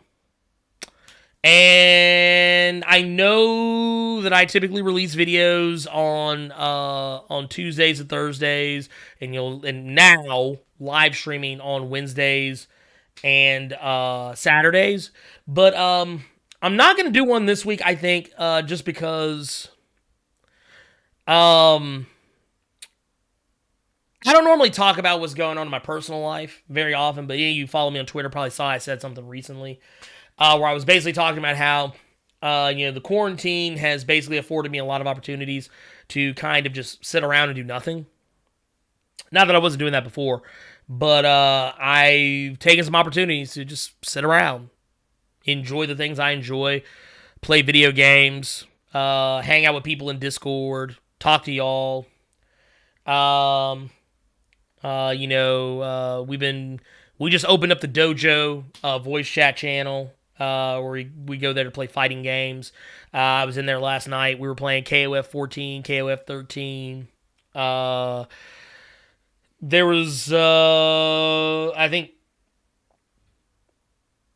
something else that was in there at one point or other. Maybe some Ultra Street Fighter, Tekken 7, whatever. But yeah, man, I don't know. I realized, I was like, man, I actually really enjoy. Oh, we were playing Uno as well. Got very cutthroat. But yeah, I just realized, I was like, man, I'm not really taking a lot of time to actually like self-care and, enjoying myself, doing my own thing, kind of, because basically what all I was doing was basically doing the things that you're supposed to do. Like, I'm being a husband, I'm being a father, and, I'm doing my job. But not really doing anything for me. And while the videos are always, therapeutic for myself, it's like, if that's all I do, then what am I doing? So I this week I might take a knee. I'm not saying there won't be a video tomorrow, but I'm basically just saying that don't expect one. Largely just because I've been just having fun. And also trying not to be depressed. Which is a thing I think everyone deals with in one way, shape, form, or fashion, whether you realize it or not. And I am not immune. I am the Blerd without fear. I am not the Blerd without depression. Yeah, that's been a thing. And I've been talking to people who are my friends, people in the Discord. Y'all have probably seen me in voice chat a little more often. Actually, I've been voice chat a lot more often now. Most people don't notice. Because I don't say anything. I just go there and I hang out. And if someone wants to talk, they want to talk. They want to play a game, then I'll play a game with them. Like when I'm available. I didn't mean to flip that all up in the air like that. But yeah, that said, was it Try to Be Calm says Blerd and Doseville would be a good collab. I would like to collab with them too. I've been very open about the fact that I reached out to Dopespill years ago, and but my thing is, and the reason why I only ask once is because I don't want to be that guy. I don't want to be that guy who, like, other YouTubers like, oh man, this guy's dick riding. He's he's out here, he's out here simping to all these other YouTubers to try and get on their channels. No, that's not me. Not my thing. You could have me or not. I'm still gonna keep doing what I'm doing, and like, I'll ask Rob once. I'll ask Dopespill once, and if I never get a reply, whether it's because they either A, didn't see it, or it got lost in the mail, or they just flat out looked at it and said, fuck that dude. Whatever the case is, I'm not going to ask again. I'm going to do like I do everybody else. If I ask you to, if I'm going to show you a little bit how the Kool-Aid is made. When I originally started this out, I reached out to other YouTubers and I said, hey, do you want to collab? Do you want to work together on something? And the ones that told me no or ignored me, they became my rivals. And for those of you, of course, I know we got a lot of anime fans here. You know what that means. And basically what that means is that I made it my life's mission to be better than them. And guess what? I'm better than all of them now. And that's not me being vain or narcissistic or cocky. But if you go back and look, if I threw out some names, you would be able to go to their channels right now and you would find out that I have lapped them in subscribers and viewership. I've actually taken some of their viewers. So yeah. So if they ignore me, they become a rival. They don't become an ally, they become a rival. And even if they do work with me, they still kind of technically become a rival. So I don't want anybody to think that it's like something I do out of mean-spiritedness, but it's one of those things where I make it my life's mission to surpass. I asked RJ Snow to collab, and he blew me off. And guess what? I made him a rival. And he became a rival of mine, and this is when I had 2,000 subscribers. He had 4,000. I think last I checked, he has 14,000, and look where I'm at. I'm just saying, it's just how I do business. If I ask someone, I'm only going to ask once, and if I feel like I have been ignored or rejected or spurned, I'm not going to be petty, but I am going to make it my life's mission to just say, fine, I'm going to be better than you until you notice me. I'm going to make myself undeniable. What is it Cody Rhodes said? From undesirable to undeniable. And that's my mentality. I always strive to make myself that to all people.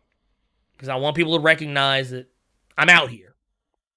You may not like me, but guess what? Other people do. And you can't deny that. Let's see here. Let's see here. Kevin said, "Come get these hands after this is over." Okay, y'all still playing Tekken. Y'all trying to embarrass the motherfucker. That's what y'all trying to do. Let's see. Let's see here. Enigma 9x9. What are your top 10 black superheroes? Oh wow, that is a.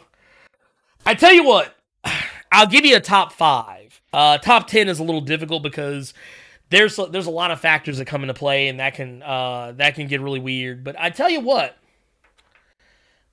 who wrote that? Enigma 9x9. What I will do is we'll make that a video. Top 10 black superheroes. I got you. I will tell you though, I tell you what, I'll give you my top. I'll give you my top 5, and this isn't in any particular order, so don't judge what I say based off of anything. But Shadowhawk is one. Shadowhawk is one. Monica Rambeau is one. Blue Marvel is one.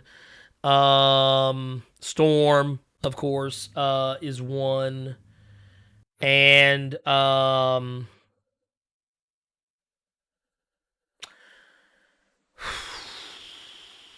these guys kind of trade in and out. You know what? I'm probably gonna go with Mr. Terrific. Mr. Terrific is probably gonna be the other one. Like I said, they're in no particular order. Just saying, those are just the ones. Let's see here.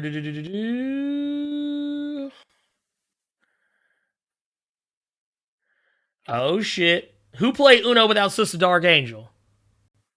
Oh, I was about to say. Let's see.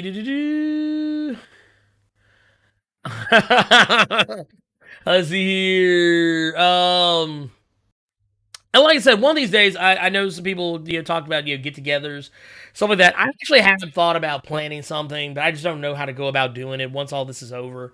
Maybe once all this quarantine bullshit has been put to bed, I think what I'm gonna do is I'll have to figure out something, because I know most of my fan base is not here. Majority of my fan base is in other cities like New York, Los Angeles, Dallas, Austin, Chicago, wherever. Might have to find like something like maybe a centralized location and have like a little meetup or something. I don't know. That's pie in the sky. That's pie in the sky stuff right there. But I want it to happen. I do want it to happen. Let's see. Say good. Hey, Daryl says good evening from Pine Tops, North Carolina. Thank you. Blessings, Kings. Cade Killer, and I appreciate that, y'all. Panther, Cade Killer, y'all said joy life is for the living, and amen. Get to us when you can. We will be here. Thank y'all. Like I said, I don't like disappointing people. As much as I clown my wife for being a people pleaser type of person, like she's a type of person. She always wants people to be happy, and she wants to make sure everybody else is happy. And though I clown her for it, and not looking out for herself and taking care of herself and putting herself first when she deserves it, a lot of times I'm guilty of the same thing, where I always just want people to be happy and in a good mood, and just like feeling good, and just like having a good time.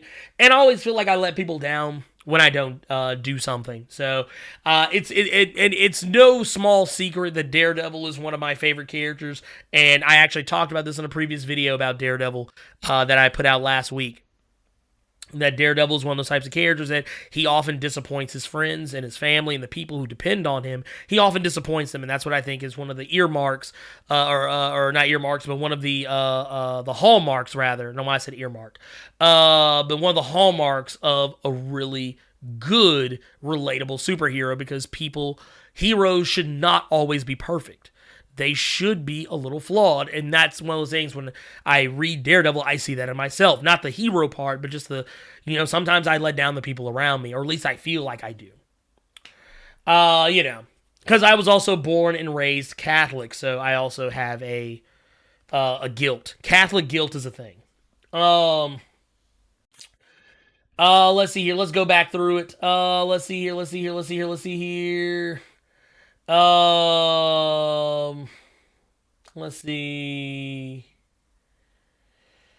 Andy says, when choosing top 10 black superheroes, it's shitty to choose your own original characters.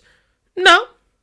I mean, if your own original characters, if they are not your favorite character, then why do it in the first place? So yes, I think it's perfectly fine to put your own created characters into that. Because here's the thing. This is the thing I think people don't understand about top 10s. And I actually was talking about this when I made my video for the Black Justice League. And the thing I tried to make people understand is that I'm not saying that this is the end-all, be-all Black Justice League. There are no other people who could possibly be a part of it. No one else's thoughts or rosters are valid. It is mine, and fuck everybody else's. No, that's not what I mean. What I mean is that it's my list, therefore, it's my picks. Your opinions aren't being taken into consideration. It's my opinions being taken into consideration. So that's why I always tell people, especially, and not just for me, when you watch anybody's channel where they're talking about a top 10 anything, you're reading an article where they're talking about a top 10 anything, you're looking at someone who they're giving you their opinions. They're not giving you facts. They're giving you their opinion. And that's how I feel. So if I ever did a top 10 anything, that's how it would be. I did a video ways back where I talked about the top 10 because the whole Disney Fox deal got cleared. I did a video talking about the top 10 villains that Fox had the rights to that Disney could use. And people were like, oh, why didn't you put in so-and-so? Why didn't you put in so-and-so? Why didn't you put in... It's because it's my list. This isn't your list. It's my list. I tell people, if you want your list, you go make a video. And then I will come and tell you how wrong you are. But no, I mean, I want people to understand that, yeah, it's yours. It's your list. So you can put on that list whoever the fuck you want. It doesn't matter if I know who they are. You know who they are. You know who they are, and you know what their worth is. And that is the most important part about your top 10. My top 10 will probably look different from a lot of people's. And not because not because I don't like the characters that you like, but because I just like the characters that I like maybe a little more than the ones that you like. And that's what it comes down to. Tubes one says, have you seen Craig of the Creek? And if so, what do you think of it? I have seen Craig of the Creek, and I like it. I think it's a good show. I'm sad that it is not more widely received than what it is. It is a great show about a black lead character, and no one talks about it. Makes me sad. Let's see here. Dark Angel. Why would you buy 2K20?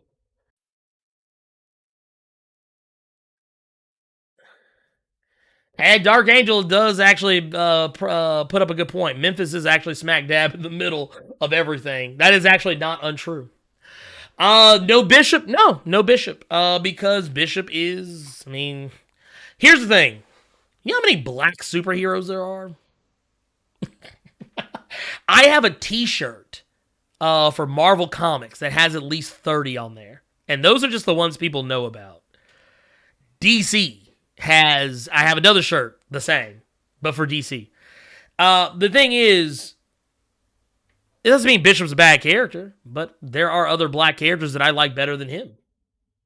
Just a fact. Just saying, it's the characters I identify with. Case in point, most people don't know this about me. The reason why I love Mr. Terrific is because of his skill set. He is a guy who, he doesn't have any superpowers, but his thing is having a natural aptitude for having natural aptitude. So anything he tries, he's automatically good at. Now, I'm not saying everything I try, I'm automatically good at. But I am, by a lot of my friends, considered a jack of all trades. So I can identify with Mr. Terrific. Because whenever I try my hand at something, I may not be the best at it, but I don't wind up being the worst either. And I usually do really good. And if I practice, I get even better. So it was one of those things that it was always a model to aspire to. And Shadowhawk, because obvious reasons. He's basically Black Daredevil. Let's see here. This motherfucker. Dark Angel went here and bought garbage ass 2K20. No, you were supposed to buy Tekken. You knew you were supposed to buy Tekken. Let's see here. Justin on the Ball says, what should the name of an all-black American Avenger team be, according to you? Yeah, that's good. That's a good question. That's a good question. Someone actually came at me in the comments for the Justice League video saying, oh, let me guess, the Social Justice League. Ugh. And I was like, you know what? That's actually not a bad name because, theoretically, social justice is a thing in comics, so why not embrace it? No, what I would, I don't know what name I would call it. Because most names I would probably call it would be either just really cheesy or shitty. Because it would be like tongue-in-cheek shit. Like, I wouldn't go as far as like being like, oh, the Squad. No, I wouldn't call them that. And I feel like most other names would just be too derivative. Too on the nose, as it were. I know, talking with Alternative Factuals, I know he said something about calling them all black on his video, which I'm actually not against. Just literally just the name, all black. And now I would say, for me, because I would treat those characters, what I would actually play into the social justice aspects, whether it's Justice League or Avengers. The same social justice aspects that were in the Blue Marvel comic, and the reason why Blue Marvel couldn't be a superhero who's openly black. I would actually play into that. I would play into that a lot. I would play into them as being a group of people who just work together because no one else expects them to do anything, and no one else is doing anything about the things that need to be handled, and they go out and they do it. I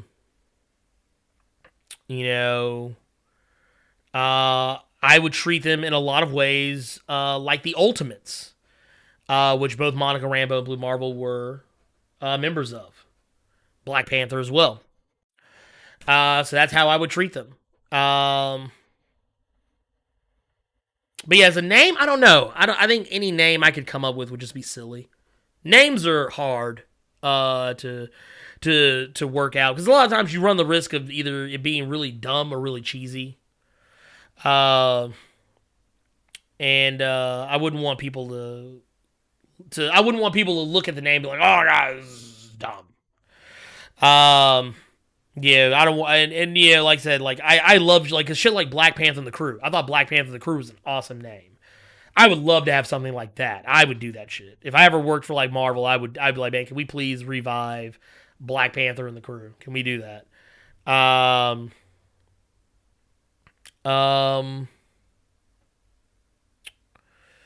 But yeah, there's that. Call them the Revengers? Nah, I mean, yeah. I wouldn't be against that. Yes, Panther de Noir, I do have a Mr. Terrific video. I do, actually.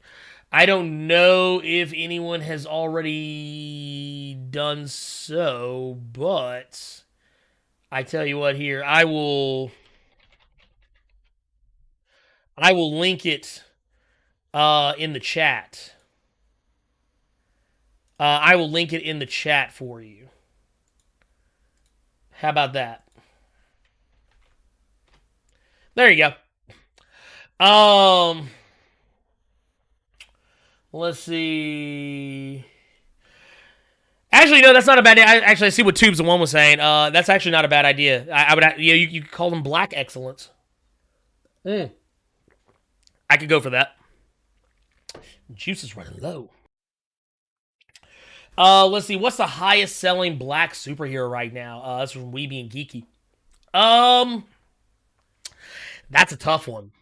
Because truth be told, by default, I'm gonna say Black Panther. Because between Marvel, DC, and Image, Marvel has 33% market share, DC has 33% market share, Image has a chunk of the other 33%. Bitterroot, while a great comic, I don't think actually sells as well as Black Panther does. And when it comes to other Marvel comics, there really aren't any other black superheroes headlining their own comics in Marvel that I'm aware of at this time, other than Black Panther. You had Riri Williams up to a point. And then in DC, you're kind of in the same boat, I think. I know you've got Far Sector, but I don't think Far Sector does numbers like that. I think its numbers are probably going to be closer to Bitterroot's, maybe more. Yeah, because I'm sitting here thinking about it.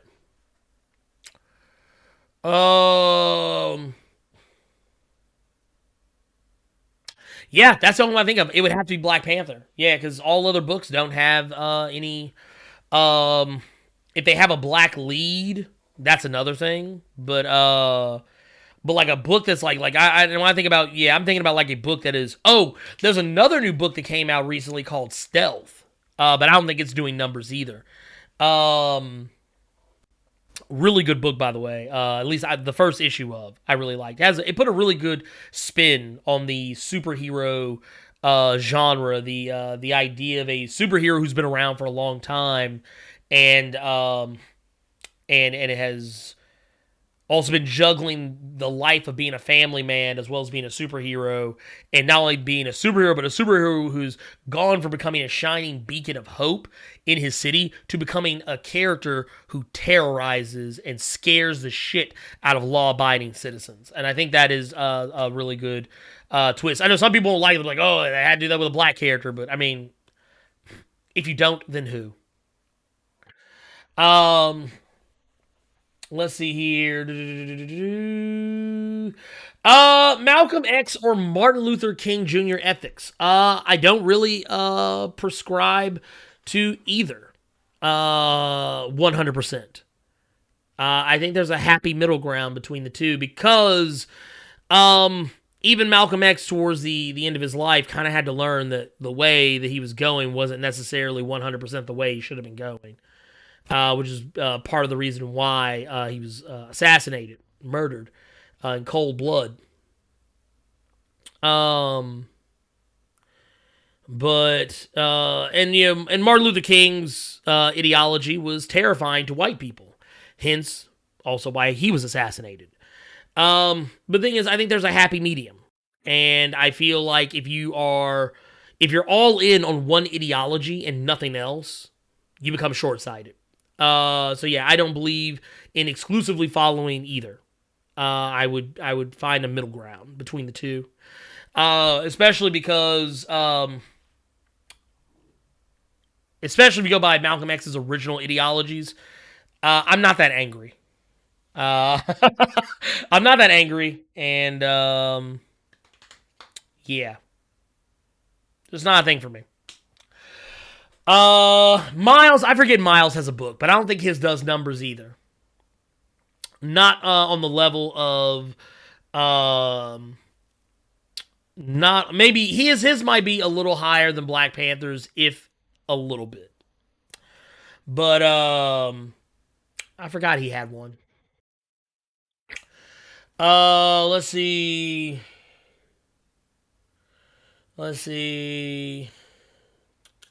Says Falcon is the lead in his book. What book is he in currently? I'm drawing a blank. I know they did like a one-shot very recently with him and Bucky, but I don't remember seeing him in anything else. I know he had his own series for a minute, and then that went away. I don't know if that's what you're talking about.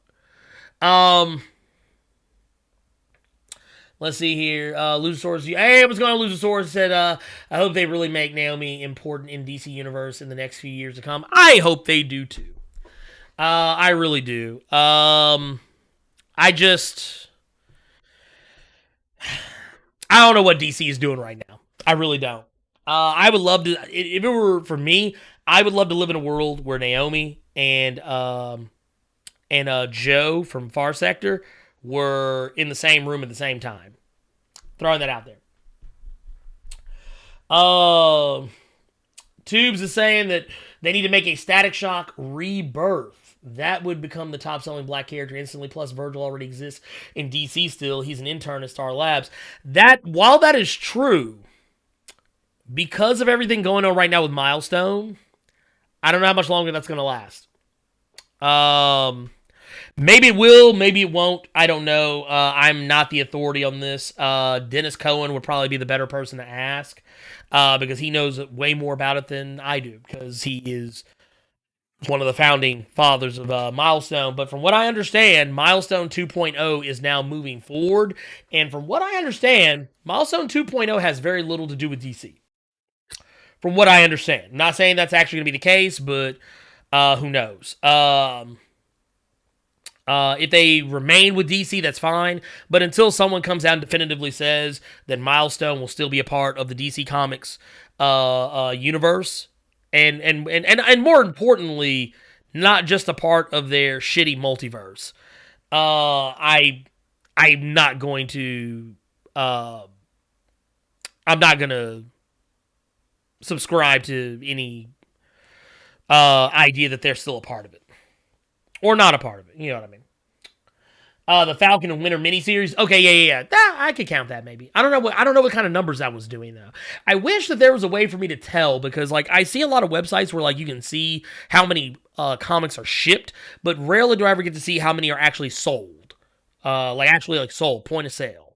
Is what I would love to see. Let's see. Weeby Geeky says, "Did you see the Riri Williams?" The animated one, was it Heart of Iron, I believe, or is it just, I forget what it's called, but the Marvel Heroes Rising. Yes, me and my daughter watched that together, and she loves herself some Riri Williams. Loves herself some Riri Williams now.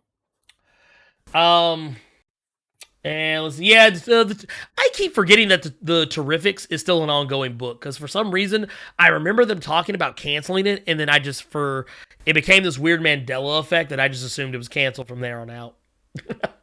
Let's see, and I haven't really been reading much DC lately either, so that's also probably to blame. Let's see here.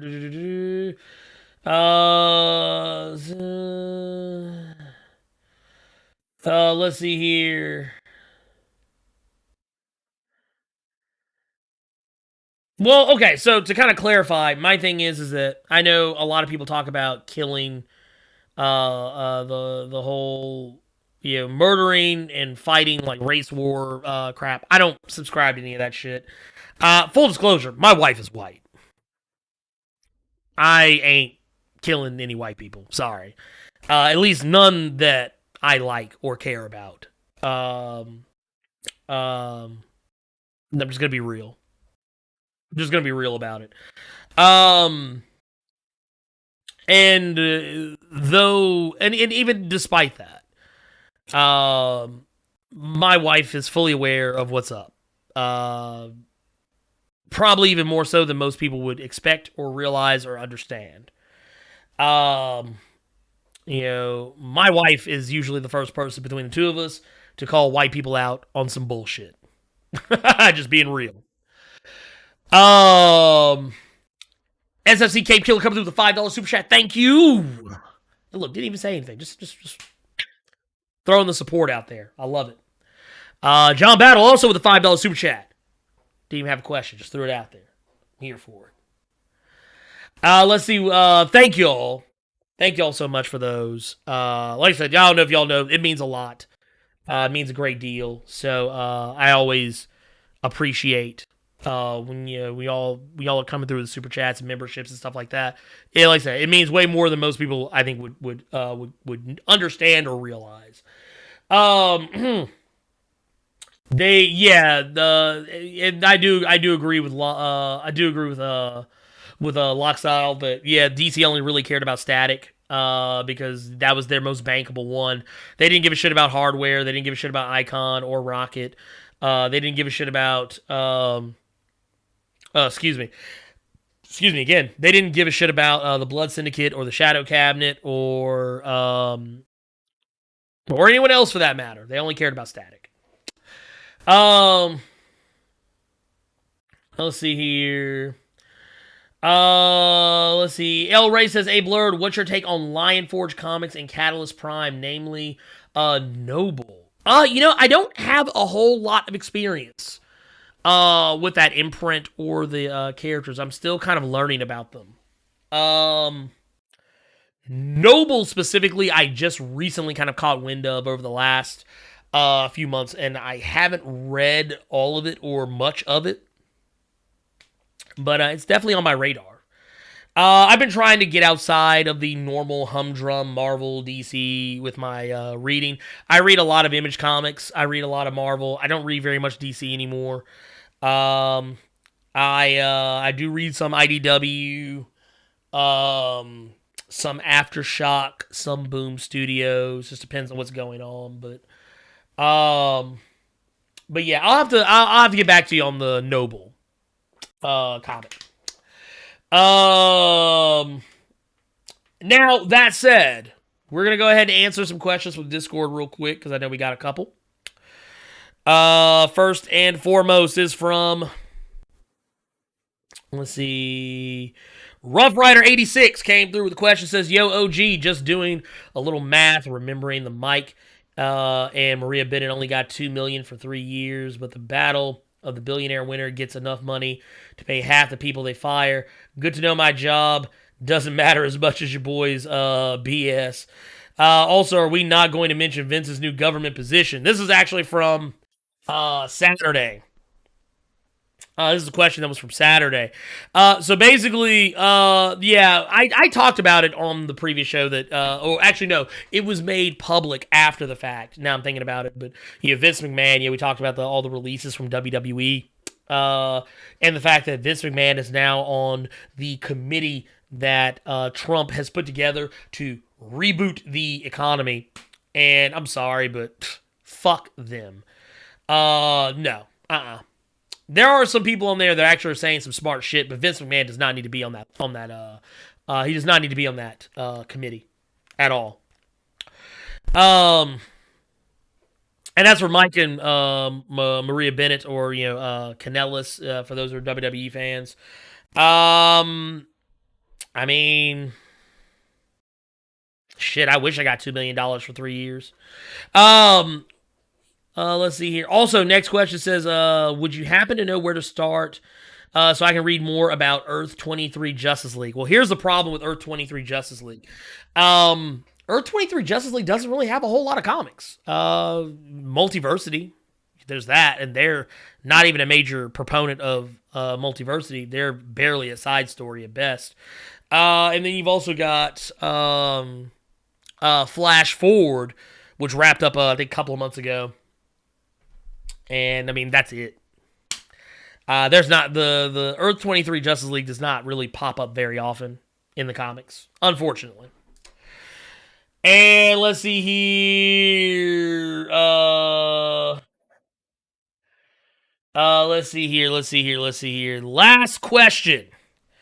Dark Angel asks, the most important question is, what color them sweats? Well, I regret to inform you, Sister Dark Angel, I'm not wearing pants. Oh, goddamn. That's it. Ladies and gentlemen, we're going to go ahead and call it quits right here.